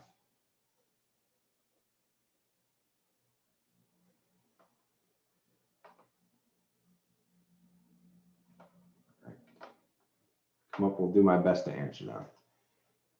This is another example, just kind of illustrating that the concept that growth tends to vary by initial level of performance, right? So why are we looking at SGPs as a function of academically like peers and an academic starting point? And the reason for that is because research has shown that students at either extreme of our distribution, right? Students at the very high end of performance and students at the very low end of performance tend to show growth rates different from those students in the middle of your distribution. And that's what this graph shows. So we have here is a student starting in that very low range and that very high range of achievement. And this is a starting point that corresponds to that middle range of achievement, that average range. This solid line represents slopes that would fall from an SGP of 25 to 75, okay?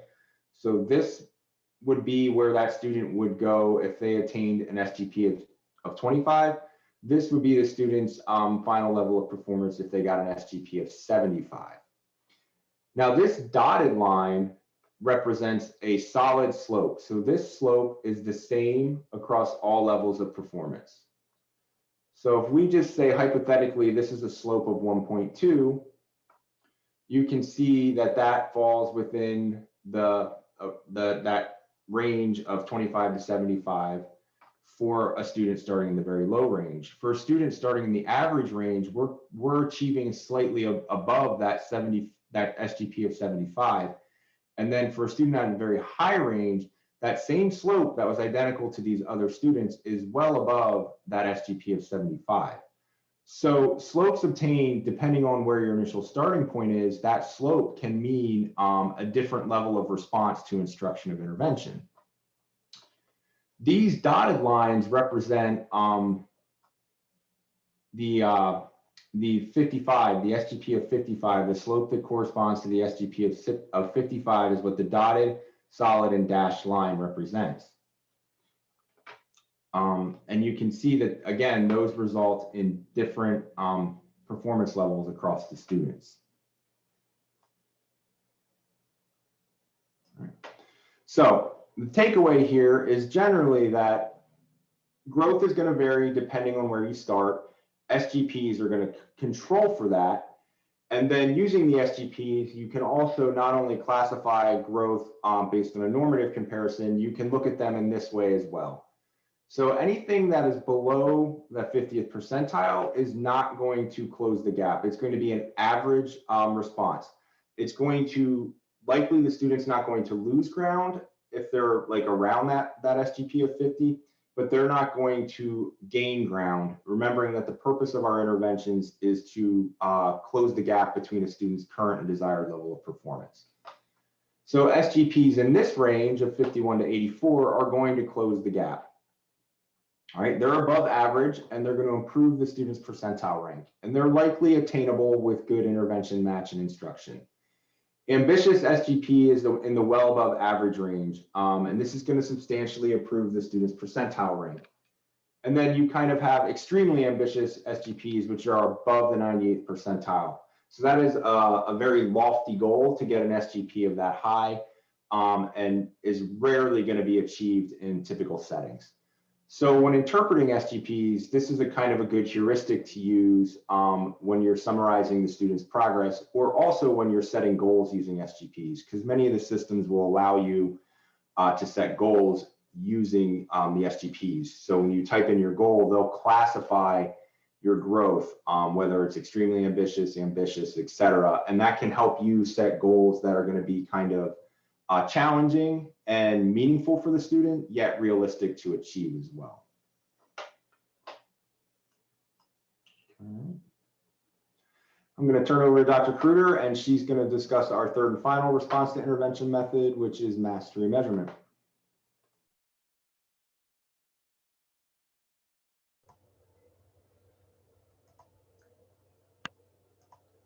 Okay. So I know we're getting close on time, so I am going to cut a little bit off the end with regard to expanding the role of the school psych, but know that information is there for you, and we will have a lot more on that next year in our offerings on the school psych initiative. So I know we put a lot in here about how to do this yourself, but and seeing in the chat in our work with schools, there are a lot of schools out there that do not have screeners. And so it's really difficult to look at systems, look at groups. So we want to give you some tools to be able to do that. Mastery measurement, I've mentioned Intervention Central, again, a great free resource out there. You can generate some of your own single skill computation probes. So this is what an example might look like, 2-digit numbers with regrouping, addition. But wherever we're measuring student performance on a specific target skill. So Spring Math is a little bit different than some of the other systems. It is a mastery measure. And, you know, as I mentioned earlier, people want to make math assessment just like reading, but there are definitely differences, and mastery measurement links directly to what we'll be able to do in the classroom. It's kind of the most efficient way to get there. So mastery of skills is important. Spring Math will give you a relative ROI, but there's not a national ROI. It'll give you an ROI with regards to like a class of student growth. So an example student, Austin. So these are some examples of goals for Austin, a student who is significantly below his peers. We'll be increasing intervention levels. At least our goal is to increase his intervention levels every 4 weeks.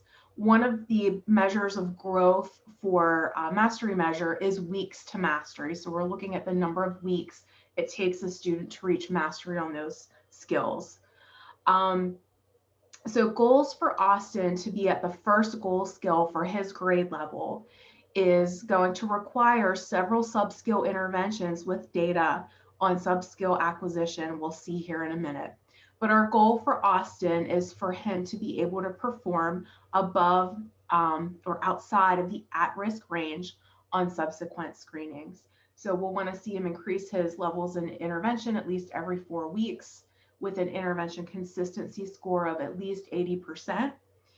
His post-intervention performance will be in the not at-risk range on the first goal skill for which he received intervention. And we want him to perform outside of the at-risk range. So we can see here on the interventions that he's been working on. He's receiving individual intervention, and his progress monitoring data is being entered weekly. In his case, intervention implementation is strong, and he experiences adequate growth on the first 2 skills. So he's reaching mastery for each within only a few weeks. Here you can see he's reached mastery on sums to 12. And down here's the instructional target. Here's the mastery target. So as we think about the instructional hierarchy, this is mapped right into where Austin is falling. So when he reaches mastery, we know that he's mastered that skill. So here's the second individual intervention skill. He's making some adequate growth. He's reached mastery with subtraction 0 to 9. Here's the third intervention skill. He's had really slow growth. He met mastery goal with 9 weeks of individual intervention. So that takes a while. Fact families, addition and subtraction 0 to 9. So he really had some difficulty there. His growth has been slow over 9 weeks. So there has been poor generalization to that goal skill. Fact families, add and subtract, addition and subtraction 0 to 20. He hasn't made the growth he needs on that goal skill. So the rate of improvement, 0.2, spring math converts it to problems. It takes the digits correct per minute behind the scenes and converts it to problems correct. So you can see that, and that rate of improvement isn't a national example, it is relative to his class. So despite having strong intervention, implementation, and upward growth toward the mastery on prerequisite skills, he didn't have enough growth to experience sufficient performance on the goal skill. So we've talked a little bit about class-wide intervention. I'll just go through this briefly. In this demo group, we have a class of students. The class-wide median, again, you can see it's aligned to the instructional hierarchy. Here's our instructional target where we can do fluency building. And then this is, looks like about 27 is the goal for mastery, the mastery criterion on this skill, mixed addition and subtraction 0 to 20. So we can see that each student's growth is depicted by a colored line in here. The students are over here. You can see the hierarchy of skills that students work through. Once they master one, they move to the next skill. One student, Julia, is not keeping up with the rest of her peers. She's not seeing the amount of growth that her peers are in class-wide intervention. So if we look a little bit closer at Julia and we look at class-wide median is the red line, Julia's line here is blue. I want that red laser that Drew has. That was pretty neat. That we want to see Julia making similar growth as the class is. This is the class-wide median, but Julia is not making that growth. In fact, her growth is slower than all the other students in her classroom. So you can look at progress reported for class-wide intervention by student compared to the class-wide mean. So this is an example of what that may look like. On the next slide, we'll pull out a student who is growing faster than the median. So we can see here, again, the class-wide median, they haven't reached mastery yet, but we have this student who is actually exceeding and growing faster. So I'm going to turn it over real quick to Drew. We have like 3 minutes, and then I'll get the code at 11:45. All right. We did have a question in the chat, Erica, while we're switching over. If you want, we can discuss this. Are there specific instances, measures, etc., where the team would choose to use one method over another? For example, ROI instead of SGP. You can talk about that, and I'll chime in then if you want. I think it depends upon your system. You know, it really depends upon your system and the capabilities that it has. That's my first thought. Yeah, I would say if your system is producing SGPs, I would use the SGPs. If when you would use rate of improvement, that would be more for, you know, if you're using, like, if you're making your own measures, etc. You could use rate of improvement if it's if it's a metric in maybe the system doesn't have rate of improvement. But the other thing too is that Ames Web, even though they're using SGPs, they're calculated from rate of improvement, and they will give you the student's actual rate of improvement in that system too. So in some cases you're getting both. So I don't think it really matters, whatever system you're using. Well, I shouldn't say that. Obviously, how we interpret growth, the method we choose to interpret growth is going to impact the decisions we make. So it does matter, but you're safe to use SGPs, you're safe to use ROI, you're safe to use mastery measures. All right, let's go ahead here and we'll finish up towards the end. So when we're looking, what do we need to do if we need to think about adjusting our intervention data? So if our progress monitoring data says our intervention needs to be adjusted, some things we should consider simply before throwing out that intervention and trying another one would be attendance. Was the student present for most of the sessions? 85 to 95% is a good guideline there. And then, was the intervention being delivered in the amount of time and intensity as planned? You know, assemblies, snow days, this year it could have been quarantine. There are a variety of factors that could prevent the student from getting to the intervention enough to get a measurable effect from it. So you want to look at that as well. And then treatment fidelity and integrity data are really important as well. I don't think this is an intentional problem, but we know that treatment integrity is an issue in schools and interventions, right? So before saying that the intervention doesn't work, we need to ensure that it was implemented as intended. So having a plan on how you're going to evaluate your treatment integrity before and actually evaluating treatment integrity throughout the intervention is going to help you when it comes to making decisions about adjusting the intervention. Other things too is, do you have the correct intervention? So, right, do we have the correct skill being targeted with the correct instructional materials? And do we have the correct stage of the instructional hierarchy as well, right? If a student needs an acquisition intervention and we have them in a fluency intervention, that is not going to work. If we are working on multi-digit multiplication, but the student has a deficit in any of the skills that they need, any of the sub-skills that make up that skill, that's not going to work either. So we may need to revisit our hypotheses about what skill and what learning hierarchy stage as well. Here's a useful heuristic too to help you with that. So depending on the type of growth you're getting, here are some things that you may need to do to get that intervention to you know, get that response that you want for that student. And then obviously if you're meeting or exceeding, you can continue with your intervention, move on to new target skills, fade the intervention, increase the goal, etc. If you have slow improvement, you need to look at, again, dosage, the type of assistance you're providing, and maybe potentially modifying or intensifying the intervention. And if your intervention is really showing no improvement, then you've got to look at, again, those prerequisite skills, changing the intervention and the type of assistance that's being provided for the student. So this is a really useful heuristic that might help you and your problem-solving teams as you're looking at problem-solving data and trying to figure out what to do to interventions to get the student response that you want. All right.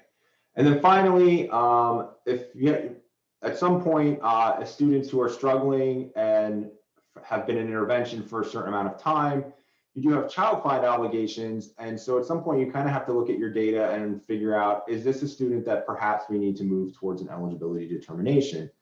So just like when we're evaluating our progress monitoring data, when we're making these types of decisions, again, we want to look at level of performance and rate of growth, right? We're balancing both of those two things.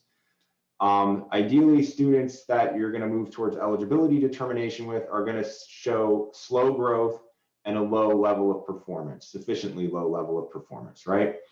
And those are the ideal candidates possibly for eligibility determination and potentially special education services. So in most schools, we have a variety of performance data that we can use to evaluate a student's level. If you've conducted a survey level assessment, you have that data. You can do additional curriculum-based evaluation and assessments to kind of place where that student's skills fall compared to their current grade placement. Normative comparisons, again, AimsWeb, FastBridge, MAPS will all give you normative comparisons. You always have the option of doing an additional kind of assessment, norm-based or norm-referenced assessment as part of your intervention process as well. You could take the math subtests from the Wyatt and administer them in the fall, and then administer them again in the spring maybe to evaluate if you saw any normative changes in your student as well. And again, really what we're doing here is looking at that gap between where the student needs to be performing and their current level of performance. And we're looking for something that's large enough to say that that's a disability. Typically with normative comparisons, we look at around the 10th percentile. And then when evaluating growth, we covered the different options we have. You can look at your slope, growth percentiles, trials to mastery.